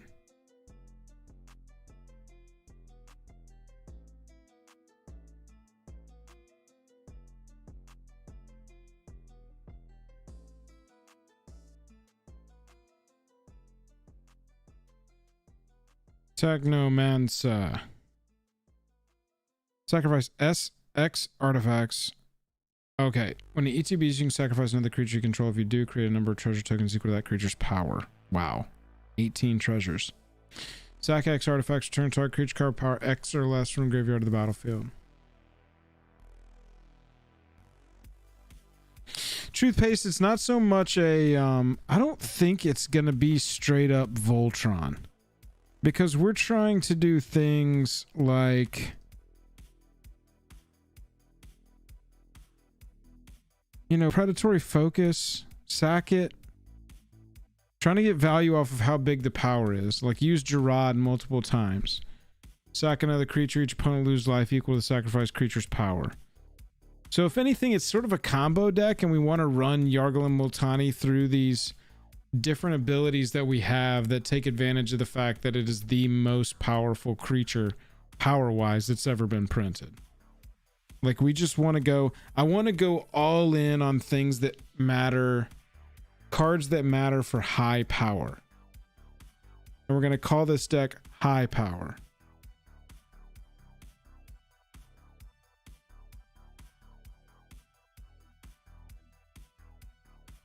Like the Kendrick Lamar song. Kind of like this. Dark Depths.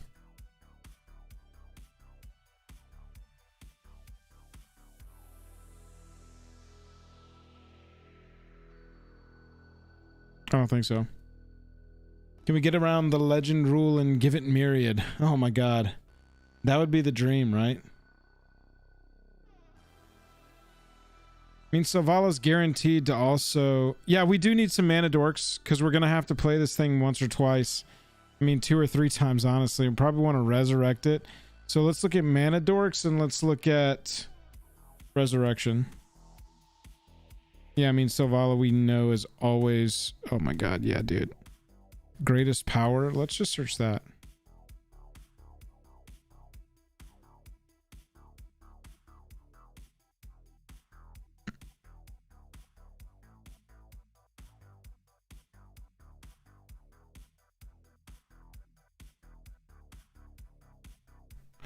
Alright, I saw somebody play, say, Rish Cars. I mean, Great Hinge is a must, right?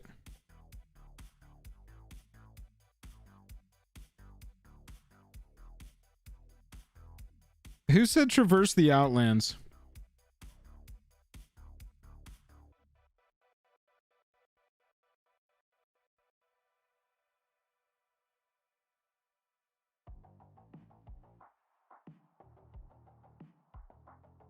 Ooh, Essence Harvest? This is just 3 mana, lose 18. Dude. Is that Multani? Jank. Later, bud. Good to see you. I mean, where the hell else are we going to run that card, right? Put an XX green ooze creature to put an 18/18 onto the battlefield.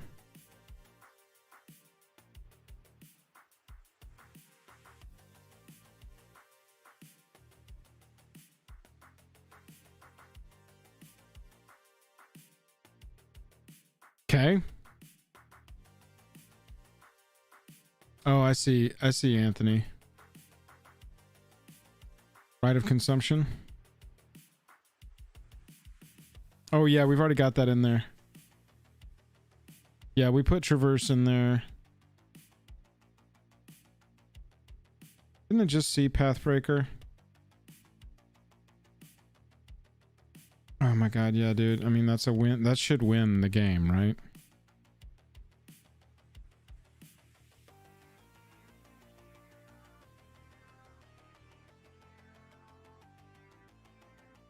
I mean, Fungal Sprouting isn't bad in this deck.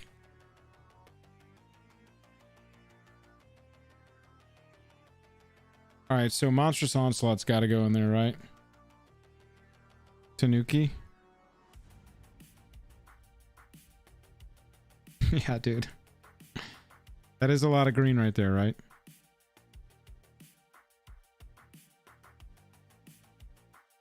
Ghoul Caller? Oof. Yeah, I mean, that's good. And it's instant speed. That is good.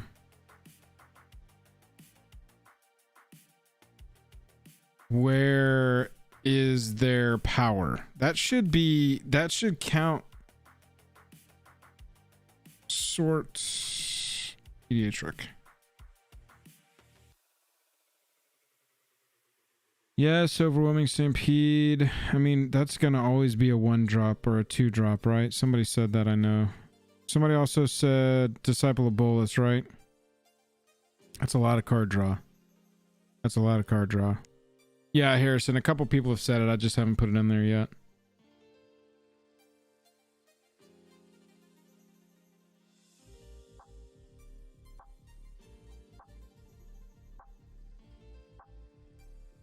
If a creature dies, put X +1/+1 counters on target creature you control, where X is the power of the creature that died.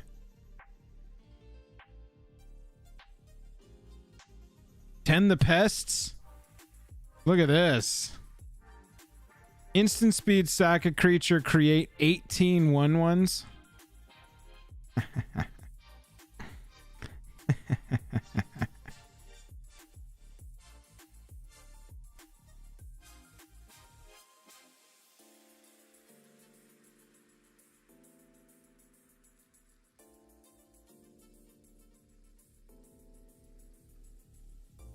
I mean, again, 4 1/1s.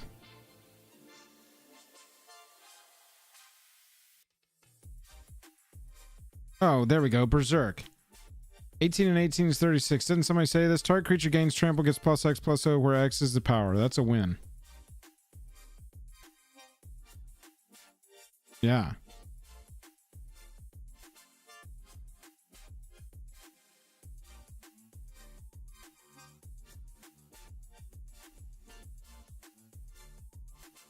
There's another one like that.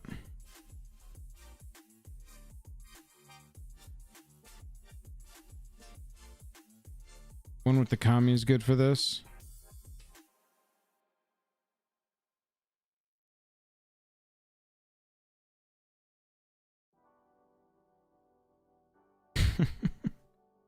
This is just a whole new...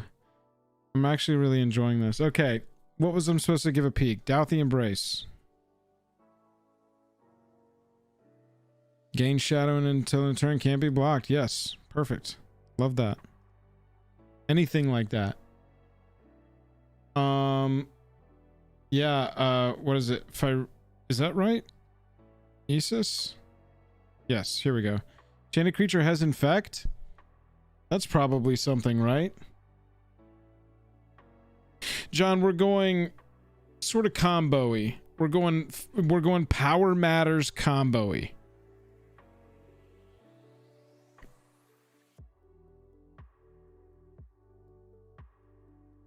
Glistening oil. Why not both?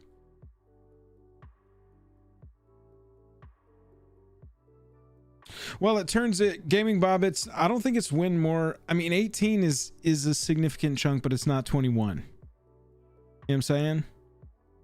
Jesse, which card are you talking about? It's not 21. Infect only needs 10. That's a victory. And so to me, it's more of like, this is a win con card. Because we're going to run stuff like Key to the City. We're going to run stuff like Rogue's Passage. Yeah, AB, we're on Multani Yargle now.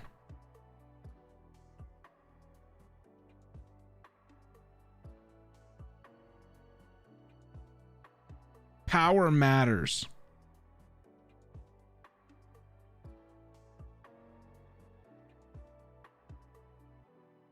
What are some power matters cards?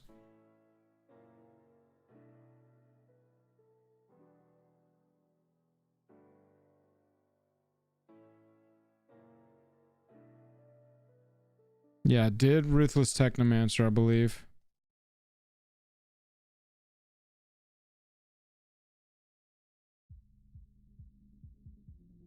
Yeah, we can run that.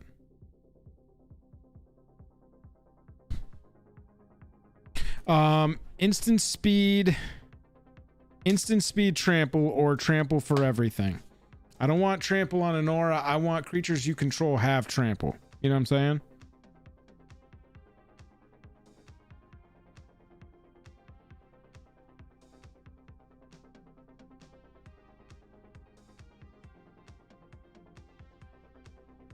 Oh yeah, Mandate of Abaddon's insane in this deck.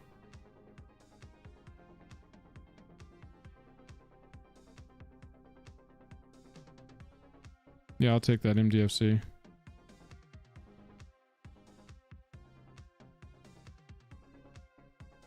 No, we don't have a reanimation package yet, but we will. Yeah, Agent, I absolutely will. If you go here,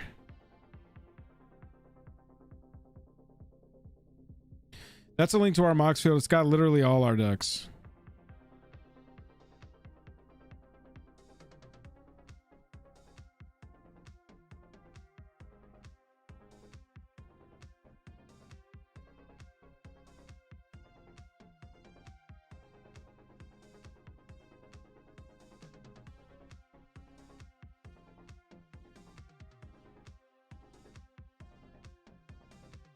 +1/+1 trample.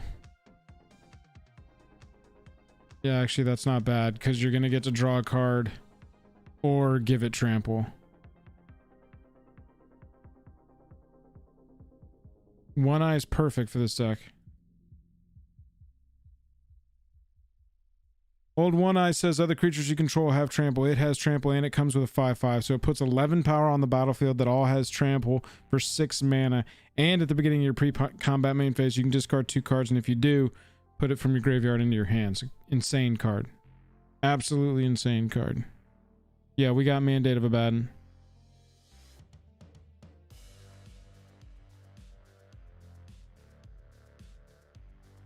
Yeah, Stefan, we want some other big creatures as well. Annihilator, the idea is to leave it in our graveyard and reanimate it. So let's say return graveyard to battlefield. I can't spell sort EDH Rook.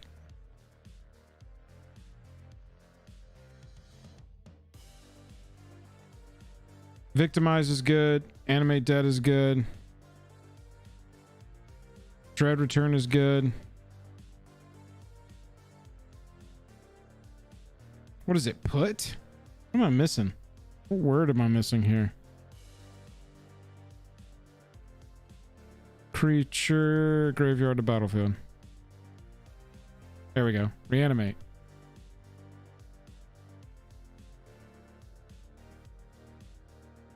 Rancor needs to be in here.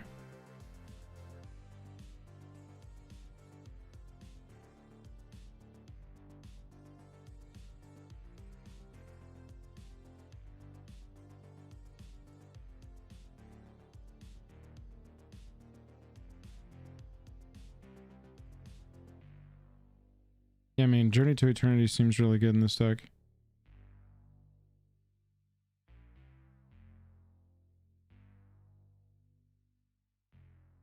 Death Mantle. Unnatural, I believe, is already in here. Galt is in here.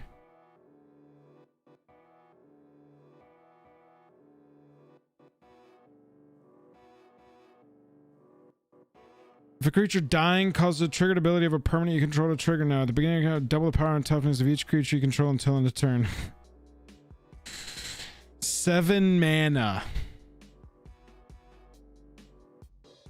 Commander's Plate is actually perfect for this.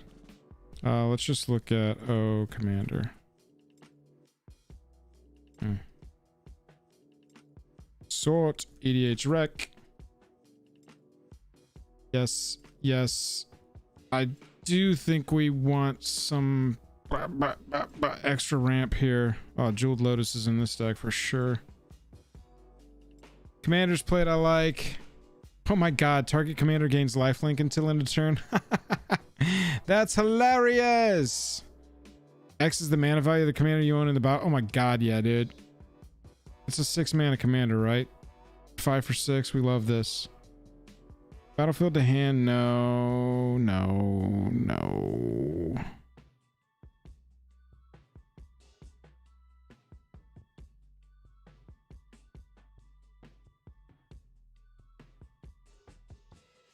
Yeah, I'm thinking that Augmenter is actually good in this deck. Where'd he go? There he is. I don't want to do all this just for it to get removed. Menace and Death Touch?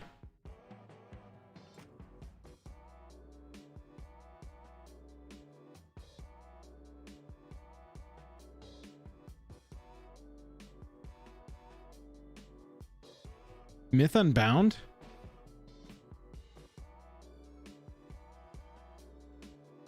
Greater Good's in here, Keto.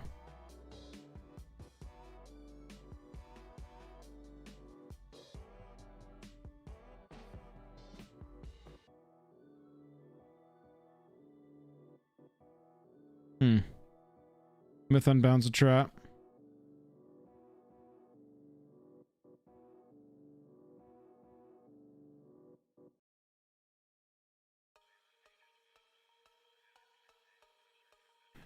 All right, let's look and see where we're at. Need to add forest. We need to add swamp. We also need to add Shockland. We're gonna add the Painland. I like the checklands actually and the battle here.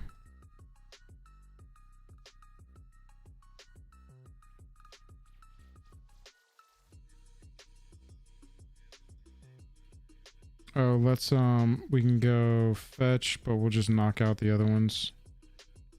Oopski.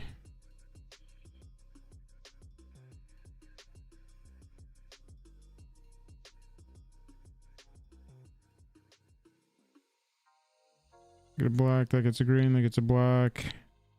Gets a black.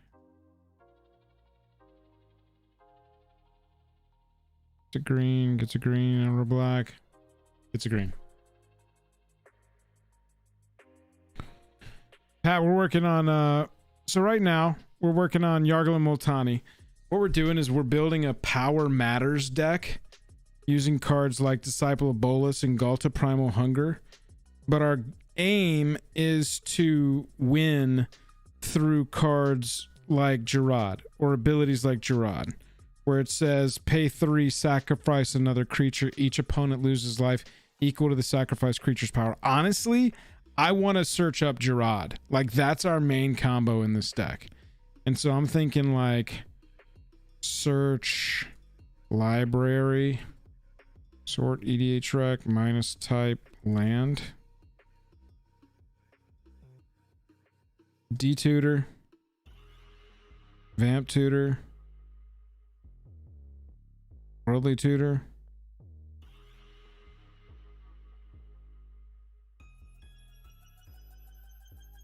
Like, that's pretty huge.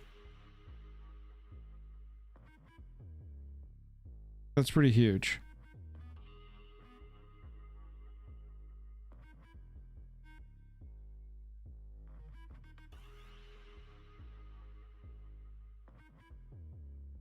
We need to ramp. Hang on. How many lands are we at? Let's go back to lands. We're at 18. I saw a bunch of land ideas here. Yep. Bosiju, because why not?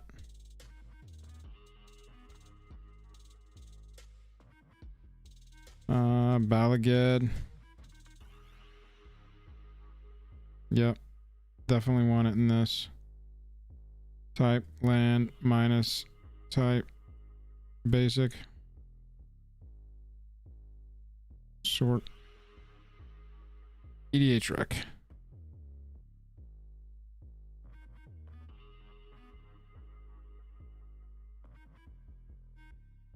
There's a good deck for Bajuka Bog.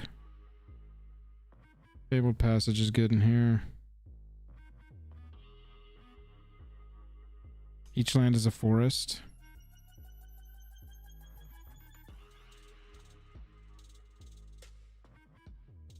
Reflecting's fine in this deck. Oh, Mosswort, perfect. Hideaway is actually enormous in this deck. Enormous! Ah! Yeah, we got Hinge in there. Oh yeah, Diabolic Intent.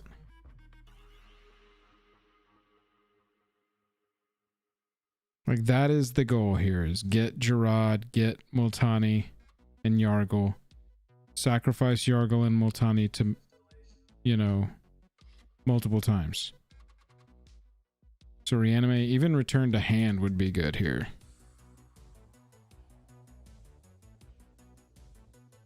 Urborg, Cabal Coffers. Yeah, I mean, why not, right?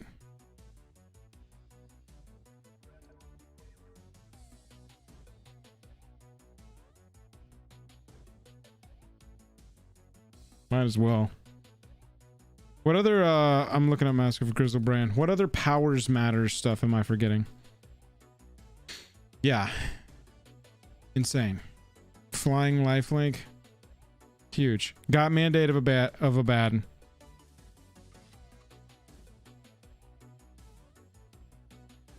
Turn target command from the battlefield to your hand. This one doesn't really help us so much. It's instant speed, but only during our turn. So it's easily played around, I feel like.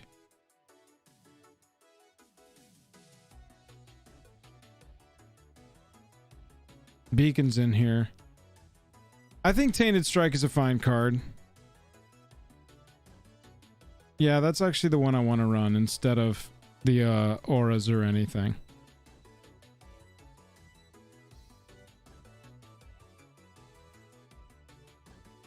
Nah, I don't really like the altars in here.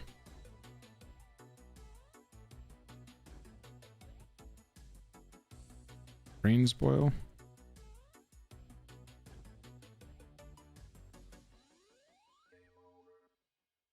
God, the art on this is so tight.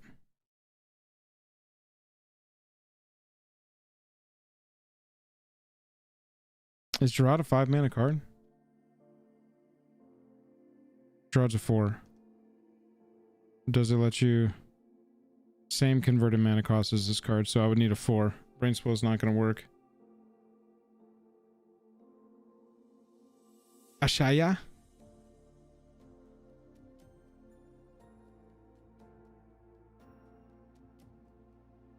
Monstrous Onslaught. We're already running Monstrous Onslaught. Yes. Alright, let's make sure our lands are correct. Do we know how many cards we got? 25. So let's did I already add Forest? No. Forest. Oh yes, I did. What the what?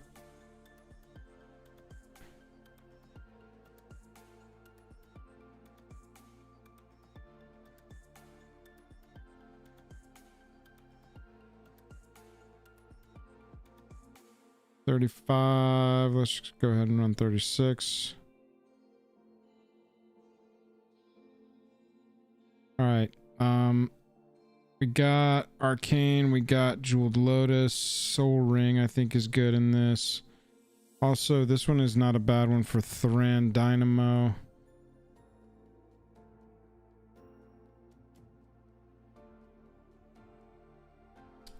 Yeah. Oh, Hideaway.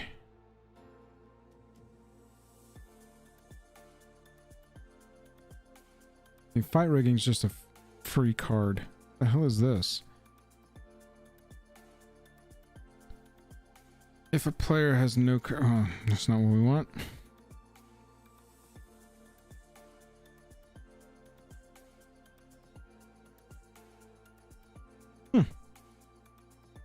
Mark of Sakiko.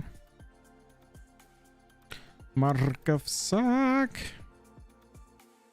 Whenever this creature deals combat damage to a player, add that much green that mana doesn't cause mana burn until in a turn mana doesn't empty. It's good, but it's got to deal combat damage to a player. And if I'm doing that, we are winning the game.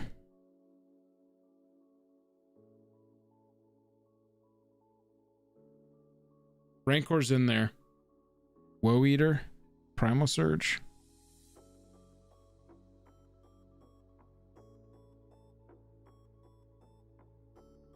Not in this deck.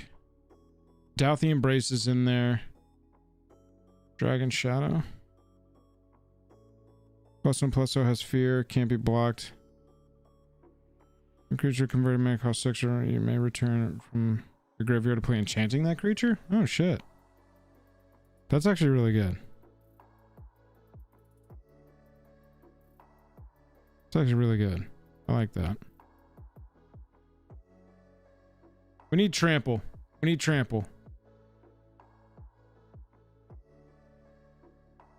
Has trample.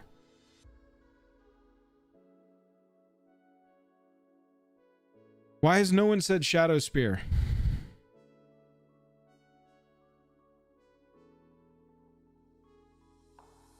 Why has no one said Shadow Spear? Loxodon Warhammer?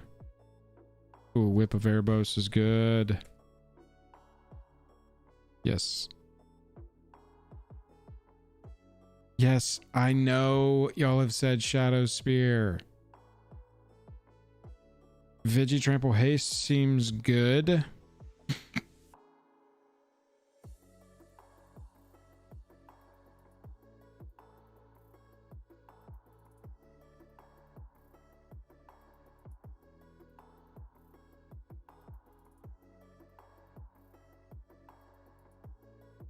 Any things that give trample? Ronus does.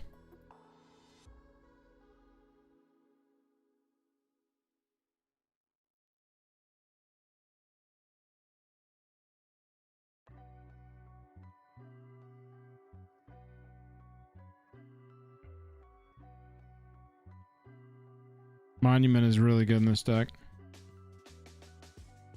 Gore Claw is really good in this deck. Oh, baby. That's what I'm talking about.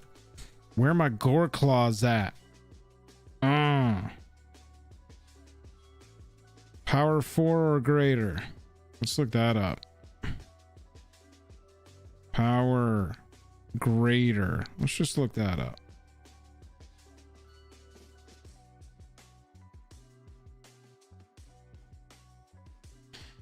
Know that. Don't care about that too much. Bonders is a free draw. Colossal Majesty. Beginning of your upkeep. I know somebody said this.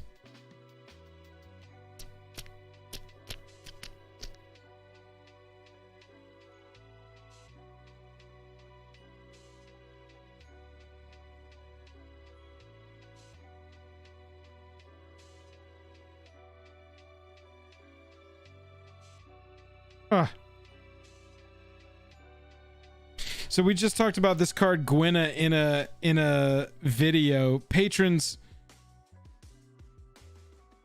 if y'all haven't seen it, you got to first look tonight at a video that's going to come out sometime tomorrow. I posted it on the Patreon, so make sure you go check that out before people see it tomorrow. If you want to join our Patreon, you get to see some videos early.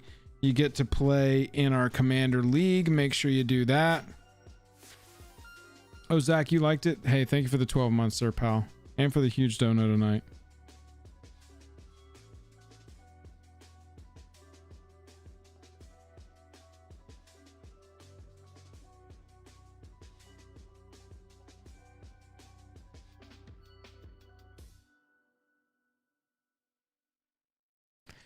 Overwhelming Stampede. Yeah.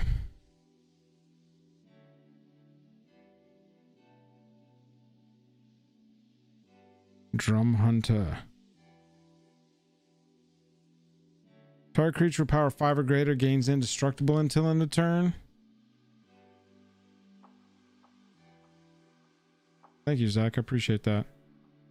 I just found another story where a LGS in Sweden was robbed and they found the cards in Austria 1,000 miles away. I'm putting that story together right now.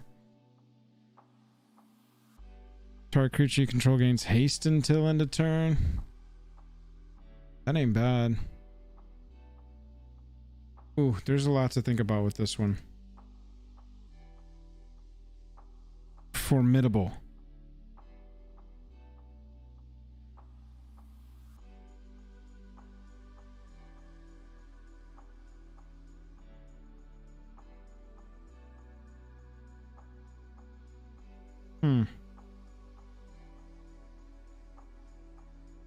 Your graveyard to your hand, 5 or greater.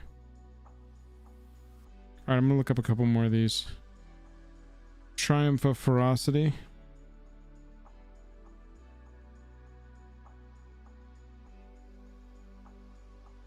Yeah, this is one of those that it does nothing if the board gets wiped.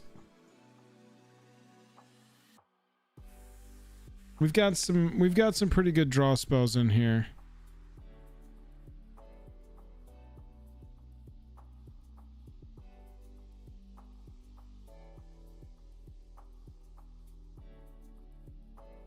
Creatures you control have trample. Yeah, I mean, fuck it. I don't mind that. Have trample. Modified creatures you control have trample. Other creatures you control have trample. That seems good.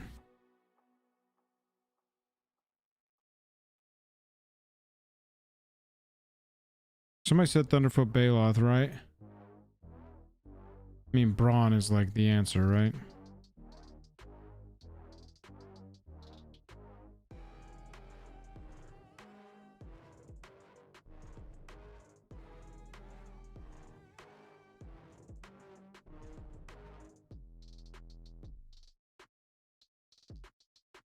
Thalia's Forerunner.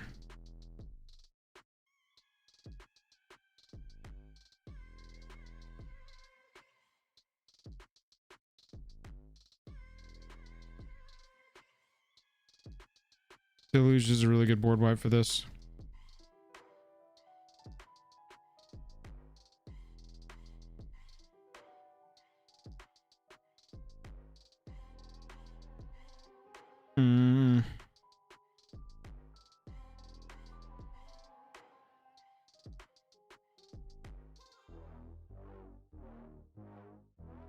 What's the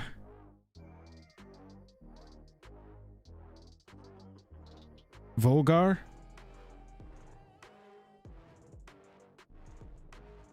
+1 counters are a cheat code that unlocks a ton of trample. Oh, natural order.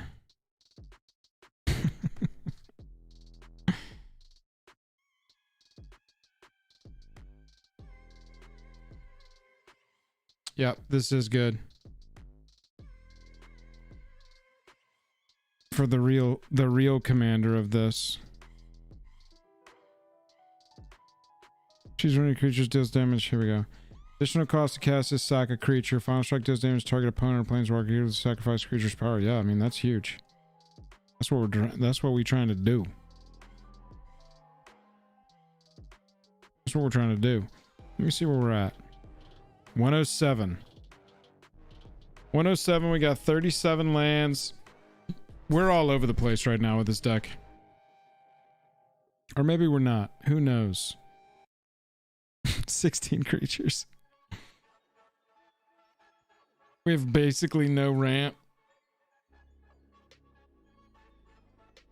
Crashing Drawbridge. Creatures you control gain haste until end of turn. Have haste. Let's see what we got before that. And just Concordant Crossroads straight up, right?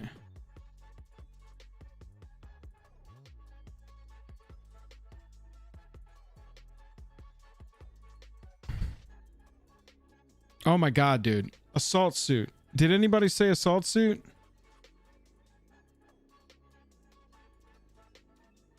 It just keeps pumping in. Oh my god, Assault Suit in this deck.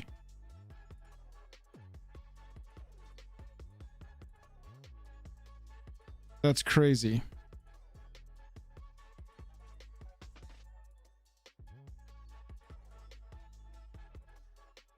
Search your library for a legendary creature card, reveal it, put it in your hand, and shuffle your library. Yeah, perfect. Yeah, that's great. Yeah, we got one eye. We got Final Strike.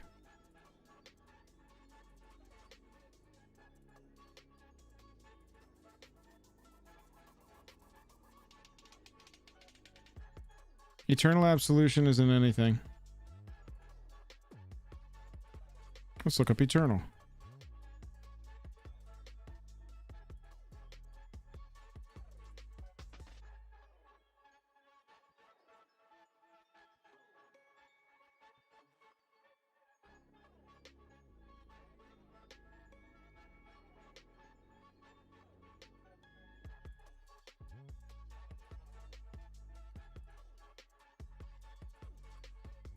Yeah, we're not so much looking for haste anymore.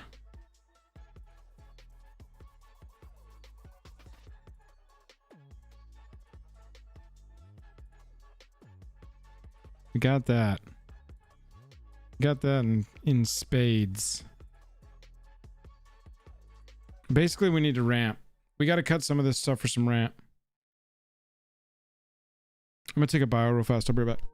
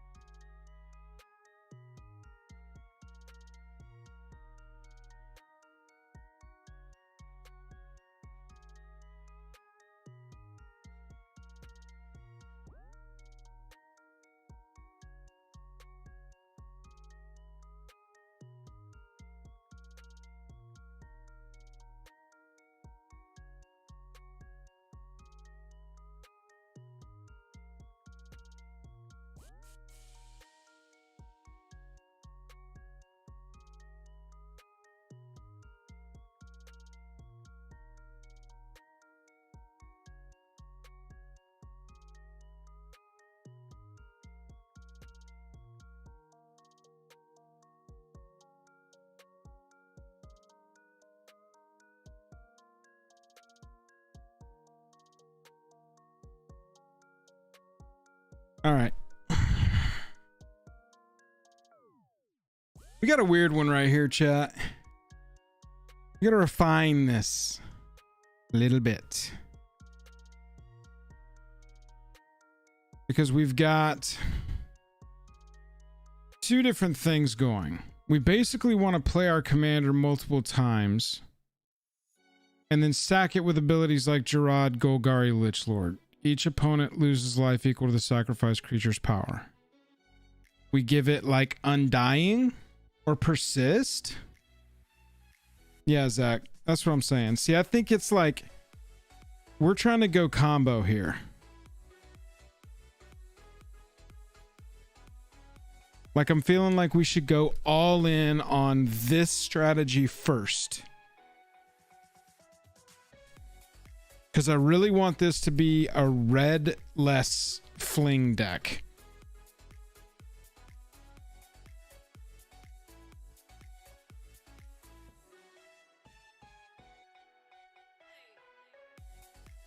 But I also like the... So it's like... Strategy 1 is... Get Gitrog onto the battlefield with any of our tutor. Play Yargle, sacrifice it, deal 18 damage to everybody. Strategy 2 is get Yargle on the battlefield, have Brawn in the graveyard, for example, and Sirach on the battlefield. It gains haste, it has trample, and we just start swinging.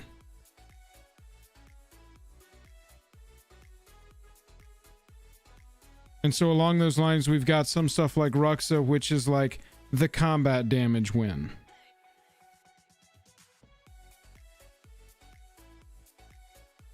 So path to victory A, Gitrog, Golgari, Lichlord et al. Cards like Final Strike, which I know it's hard to read that text, but it basically just says sack a creature, deals damage equal to its power to a player. To any target, I think.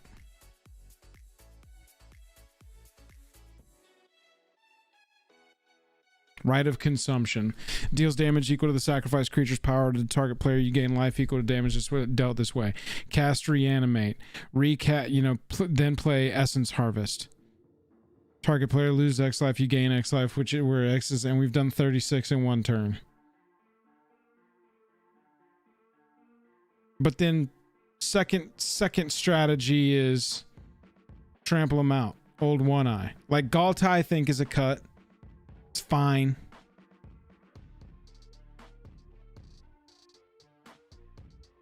Attacks or drain. Yeah, we did Thalia already. What is the drain sub-theme, Zach? We've got the sack one. That's kind of combo-y, right? We want to go get some pieces together. We're going to search up Gitrog. Make sure we can play, make sure we have 9 mana.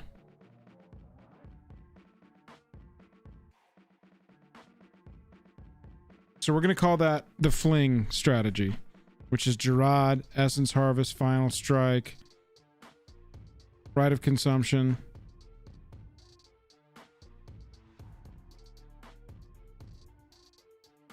That's the Fling strategy. What's the drain? Oh, that's the drain. I see. If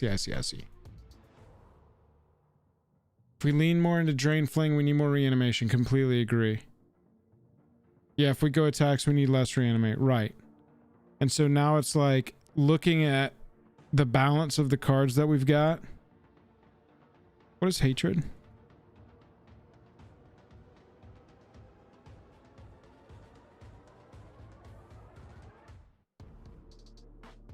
That's not a bad card in this.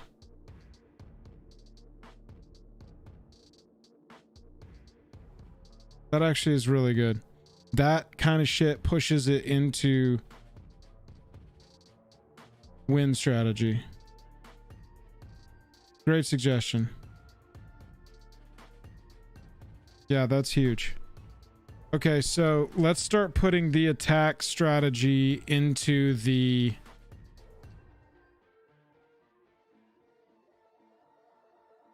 What's our defense? I mean, we play board wipe, we play death touch, maybe we play, it's reanimator, so board wipe fits well.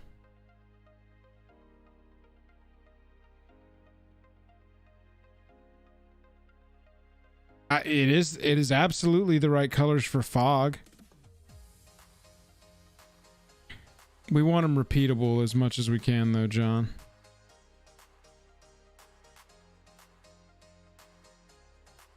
All right, here we go. In considering, you know what? No. Let's make it the sideboard, because considering can mean a couple of different things. The sideboard of this deck is the attack strategy. Combo, fling, drain, strat to G. Sideboard, fucking bug flying in my face. Sideboard contains attack strategy. So that gives us a pretty clear... save primer. It's like Galta is power, that's attacking, sideboard. This is sacrifice. This is like a backup plan, you know? That's what we want there. This is attacking. I feel like we leave in our hexproof, right? For protection. This is a maybe. Dragon Raider, what's up? We're working on right now. We're building a Yargle and Multani deck. Earlier in the stream, we built Thalia and Gitrog, and for that one, we did Voltron Aura's enchantment strategy with force blocks and creature tokens to sacrifice to Thalia's attack trigger. Now we're building Yargle and Multani, and we're focused in right now to see if we can get there on a reanimator drain combo strategy where we play Gitrog, Golgari Lichlord. We pay 3, sack another creature, Yargle. Each opponent loses life equal to sacrifice creature's power. That's 18. And then we want to reanimate it and do that again. Trample does not matter in this strategy.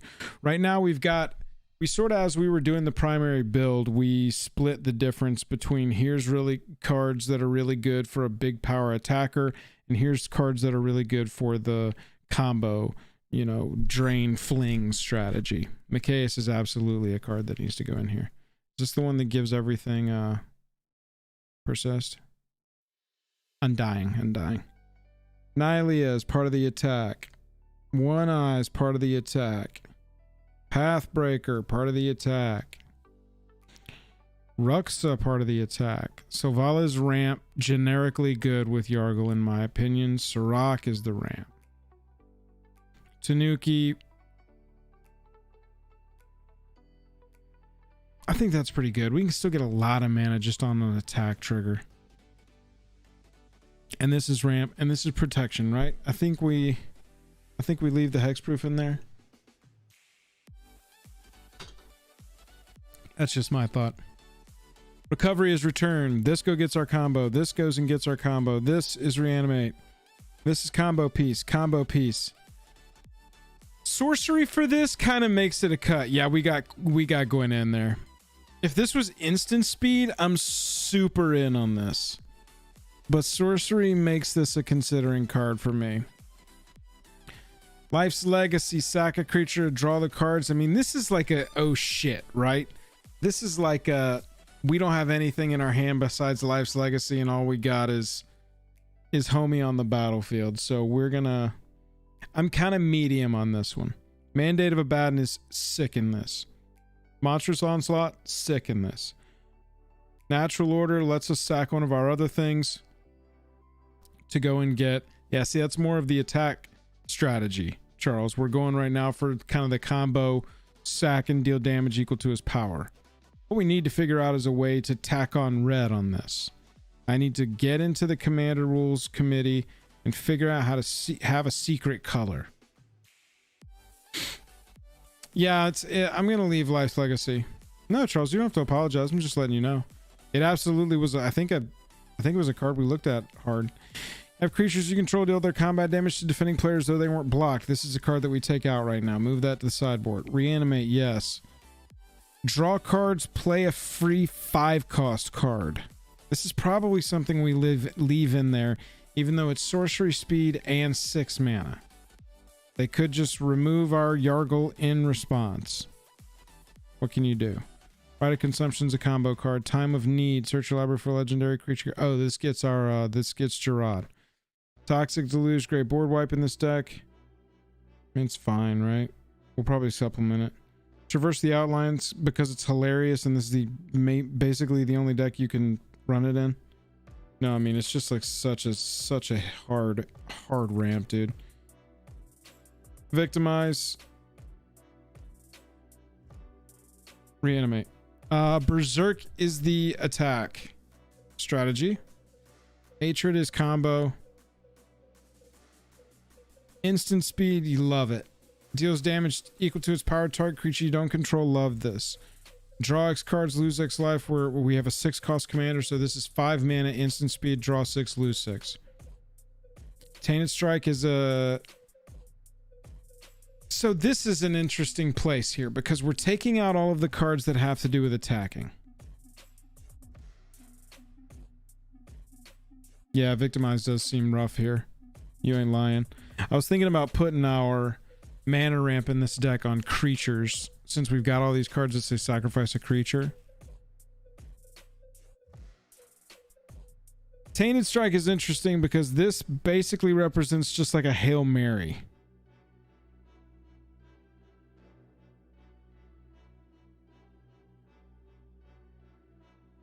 It's not super on strategy though, so we're just going to move it to the sideboard for now. Tend the Pest. This is that instant speed sacrifice stuff I like. This is they're removing our Yargle. So we're going to pay 2 mana, create 18 1/1s that die and gain us a life. Vampiric Tutor gets our whatever piece. Worldly Tutor gets our Gerard. Ramp, hilarious. We have a 2-color commander, and this puts us up at 21, which is death by commander. I think that this is good. I think that this has completely to do with the attack strategy. I think that's good. This is the attack strategy. Mark of Grizzlebrand. Wound reflection is interesting. Yeah, I mean, that's part of the combo kill, right? Flying lifelink. When it dies, you pay X life, where X is power. Draw 18 cards for 18 life. Jesus. This feels like the attack strategy. This is combo all day. This is definitely the attack strategy. This is definitely the attack strategy. Ramp, ramp, ramp. Attack strategy. Is Whip of Erebos good in this? I mean, it gives us one more activation, right, for 4 mana, and it's repeatable. We do have to send it to the command zone unless we sacrifice it before that. We got other sacrifice outlets, right? I mean, Whip of Erebos it onto the battlefield, Disciple of Bolus. It's 8 mana, but we got another combo piece off of it, and we drew a shit ton of cards. Oh, no, we don't have to exile it. Oh no, if it would leave the battlefield, exile it instead of putting it anywhere else. Never mind. So we're not able to sneak around Whip of Erebos, are we? Whisper Silk Cloak, definitely our sideboard plan. Yes. Sideboard plan. Damn, we were way more on the attack, turns out, huh? Sideboard plan. Sideboard. And this is just card draw, right?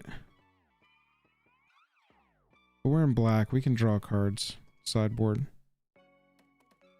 Sideboard. We do like this.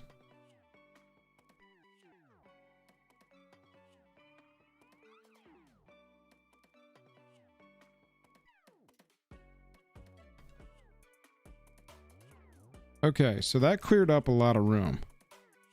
We got 17 cards to focus more in on. Yeah, D-Hammer. I mean, I like this being a semi-transformative deck now that I'm looking at it. Because Reanimator's going to be good always. We just go less hard on the combo. And this becomes a really sweet, like, crazy attacking deck.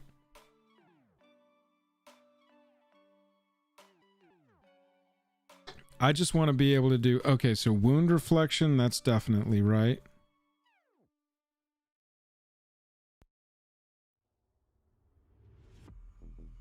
We need mana ramp.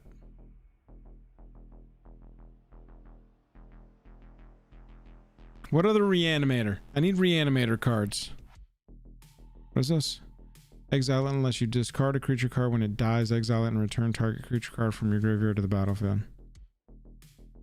ETBs. Exile it unless you discard a creature card.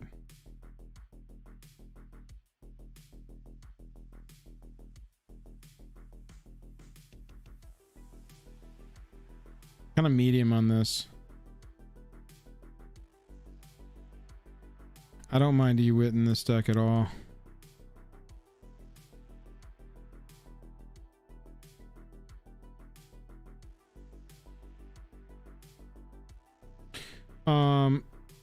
Exhume. Yeah. Perfect. Absolutely perfect.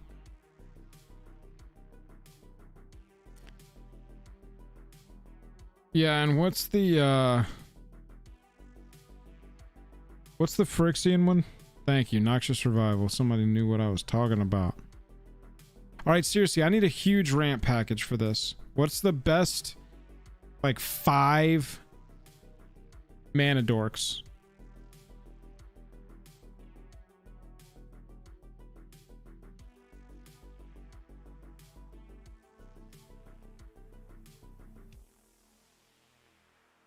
We don't have a lot of creature cards is the problem with Tortured Existence. That's kind of the problem. Elves.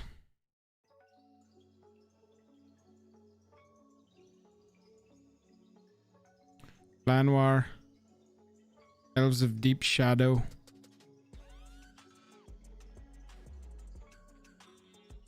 Birds.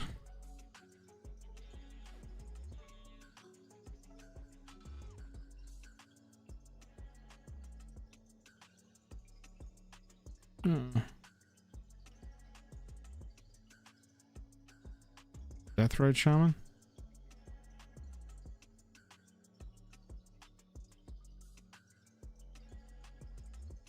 I love that there. Best mana adders. Ornithopter's not bad. What about stuff that scales up? What's that one that's like add 2 if you control a creature power 3 or greater?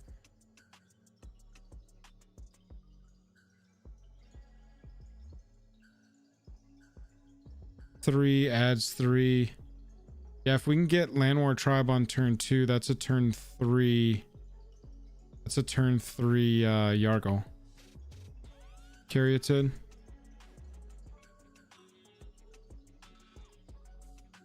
Yeah, there we go. Add 2 mana of any one color. Booyah. Stuff that scales.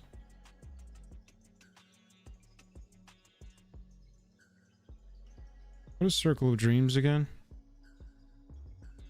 We're not running enough creatures. We're comboed up. We're all comboed up. Gaia's Cradle. Got it. Sylvala's in here.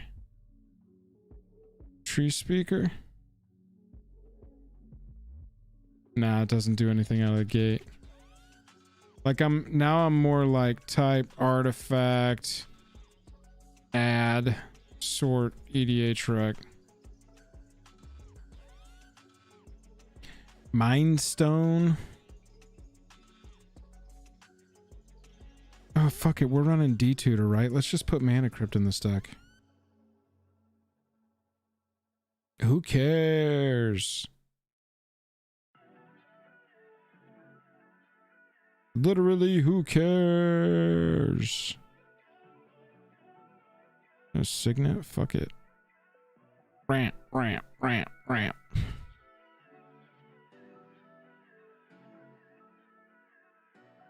Gilarana? What's that?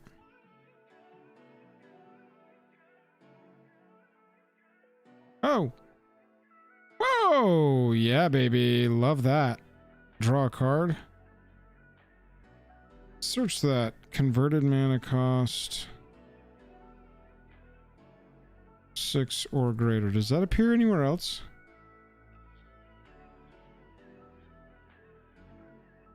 No. What? Converted mana cost 6 or greater. How did it not find anything? What?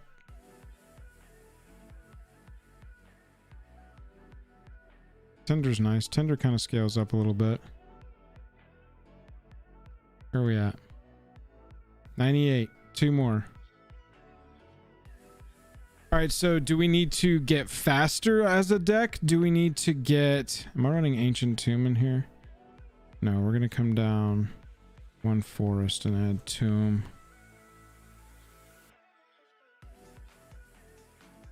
Jesus, come on. Everybody look at our $1,145 Yargle and Multani deck. I think it's mana value now. Anime Game Bro, what's up? Karametra's Acolyte.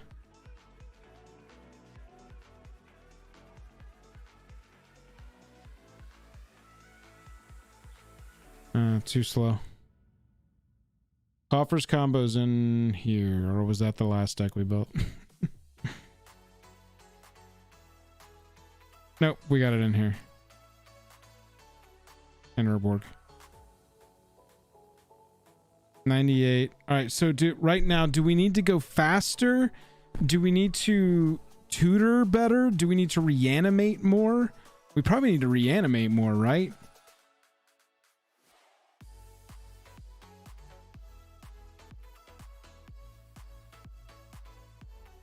Monument to Perfection.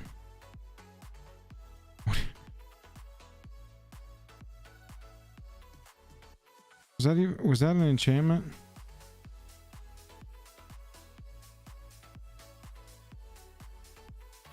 Animate Dead we've got. I thought we did. Yeah, we've got it. Oh, it's a new one. Monument Perfection. 2 mana, pay 3, search your library for a basic sphere or locust land, put it in your hand, pay 3, becomes a 9/9 artifact creature, loses all abilities, gains indestructible toxic 9, only if there are 9 or more lands with different names. No.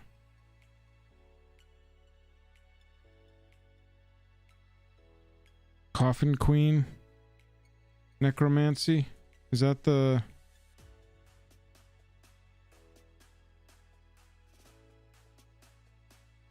Oh, yeah. This is the one that gets it back, right? Somberwald. Oops, not Somberwalk. Somberwald.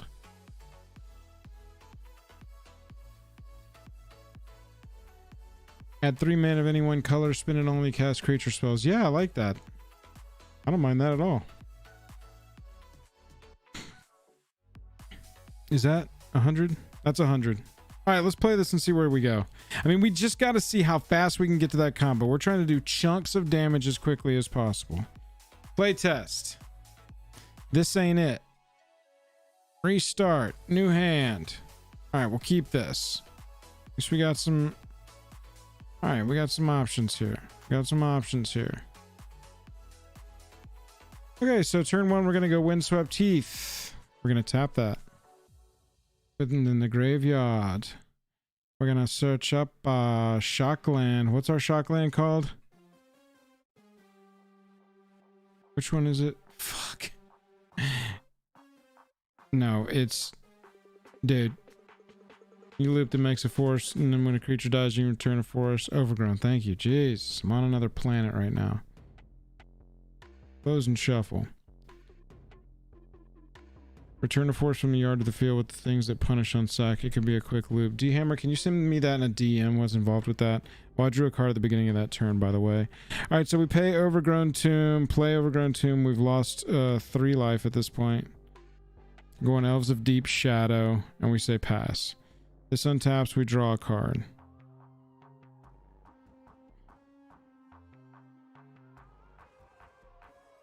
We want to get Selvala on the battlefield this turn.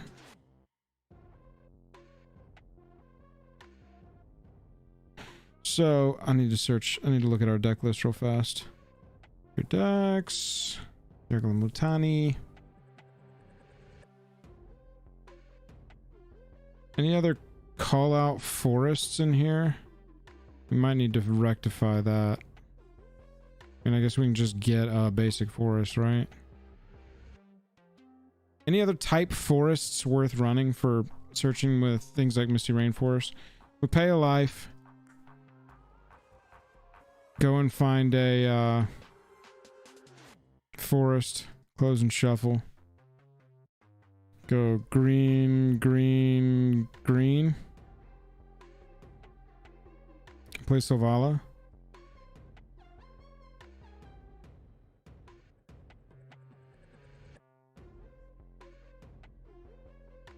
Draw a card. Interesting. Yavimaya. Command.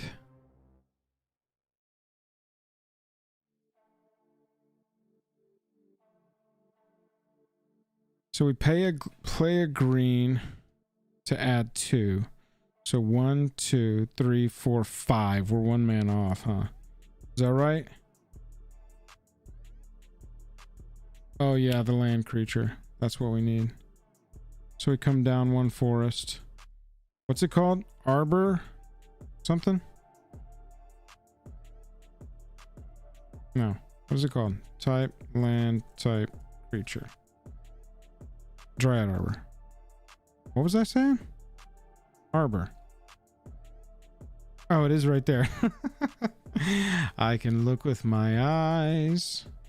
All right, so we're 1 mana short here. Yeah, we got Basiji right here. Blink. But that was almost a turn 3 Yargle. That's probably where we want to be, right? Because we're already ready with the rights of consumption. And we got Nim Deathmantle almost ready to go.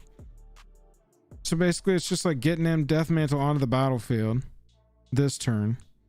Play 1. Let's just go 1, 2 there. That's that 2 mana. We already played land for turn.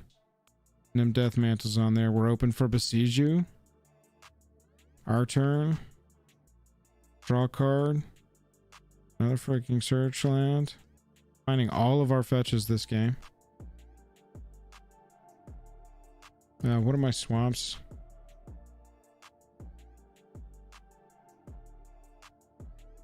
Don't have another searchable swamp, do I? Oh, I guess we can just get Urborg. No, does that even have swamp on there?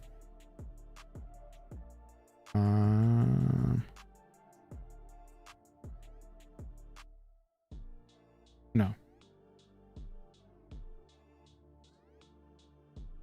Okay, so we need some other relevant types to search up. Especially if we're, or we just don't run this, or we just get basics. I mean, who cares? All right, so here we just go with it, right? 1, 2, 3, 4. Wish we could get there without Selvala, because man, if we could, like, dude, if we hit Yargle, imagine we hit Yargle onto the battlefield and we still have this open. 18 mana. We definitely have enough mana to Nim Death Mantle if Yargle even goes to die.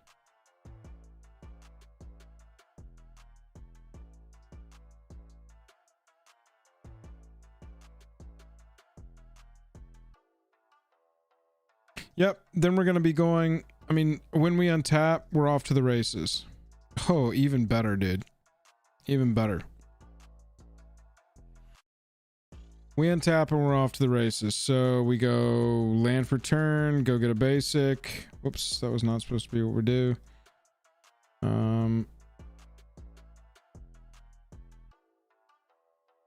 We control 4 more at this point, so it comes in untapped.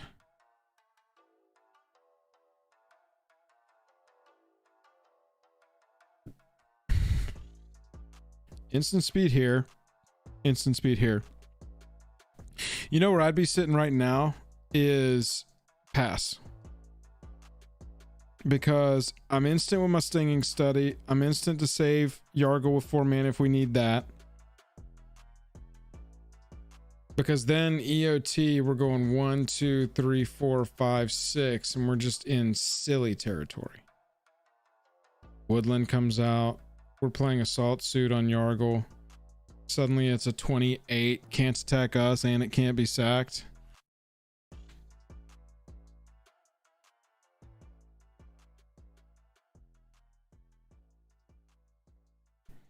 Yeah, crop rotation is not a bad idea. And I do agree that we need our mana dorks to tap for turn 2 or tap for 2 more consistently. Well, I think...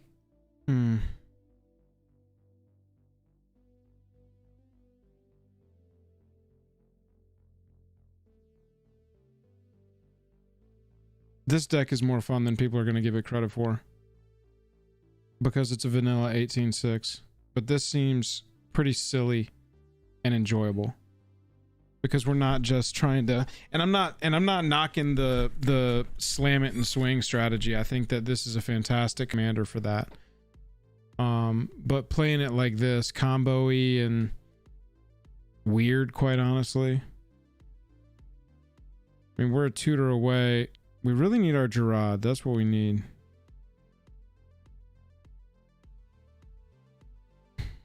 Why is Assault Suit good? It's silly, man. Oh, Assault does prevent sacrifice on ourselves. Maybe Assault Suit's got to go.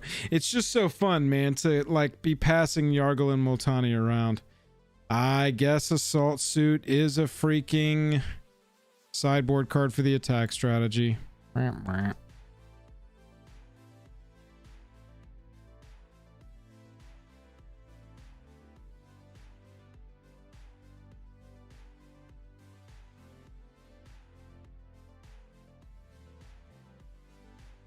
Crop rotation. Oopski.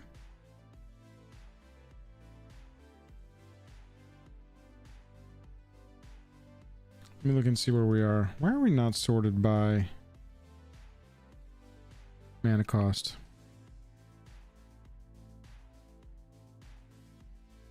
There we go.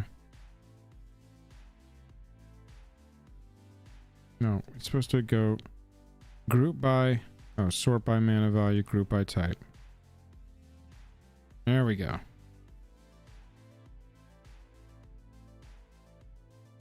Ramp, ramp, ramp, ramp, ramp, ramp. Return, ramp. Protect, ramp, ramp, ramp, ramp. Draw, combo, ramp. I'm kind of moving away from Tanuki Transplanter, y'all, not gonna lie. Secondary, combo, combo, tutor, tutor, combo. Why? I'm on a womp. I'm on a womp. Combo. Go get our combo. Tutor. Return. Combo. Board wipe. Return. Return. Combo. Board wipe. Combo search. Tutor. Board wipe. Card draw. Silly card.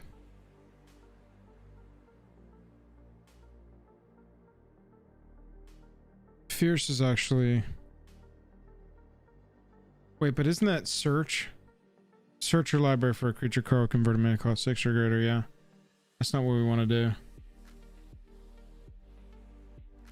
What do you mean tags? John? Food.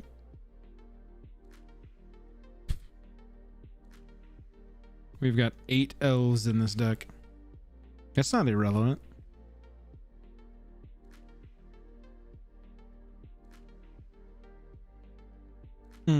John, I gotta try that.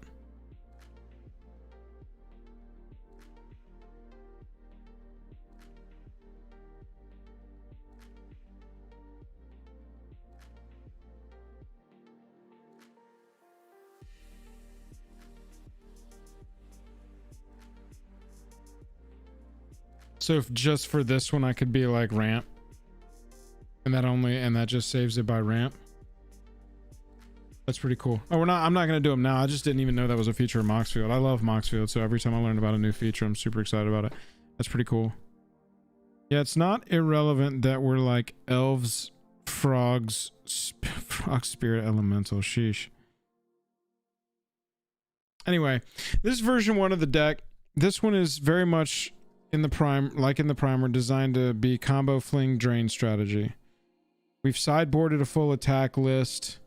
Got a lot of good cards in here in the sideboard for an attack style strategy, power-based strategy.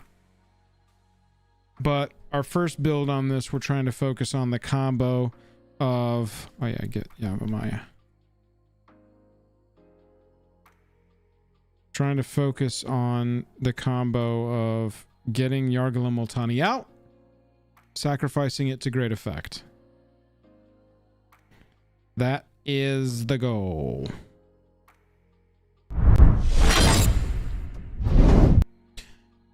Y'all, tonight it is 12:30 on the East Coast, so I must bid you adieu.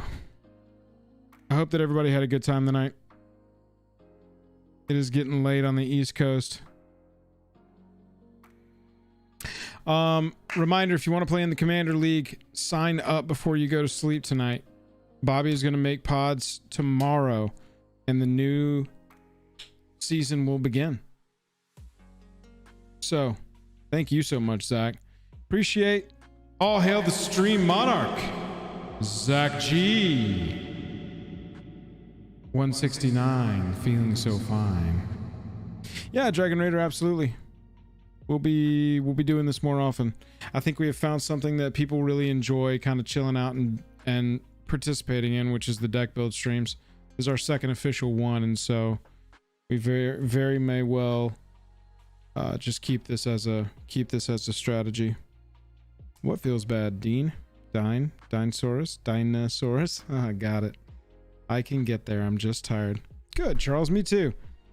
I really love these. Brass Knuckles. Let me check it for a strategy of attack on this. Double strike as long as 2 or more equipment. Oh yeah, dude. Oh yeah. That's actually a really sweet card. I like that card.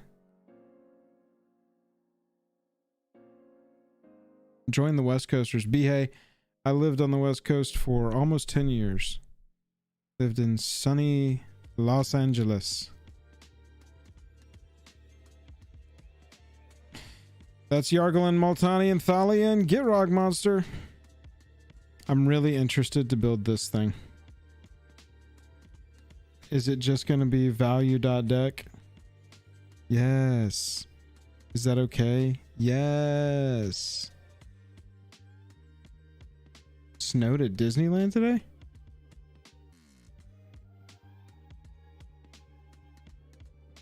Those Imagineers are able to pull off some magical things.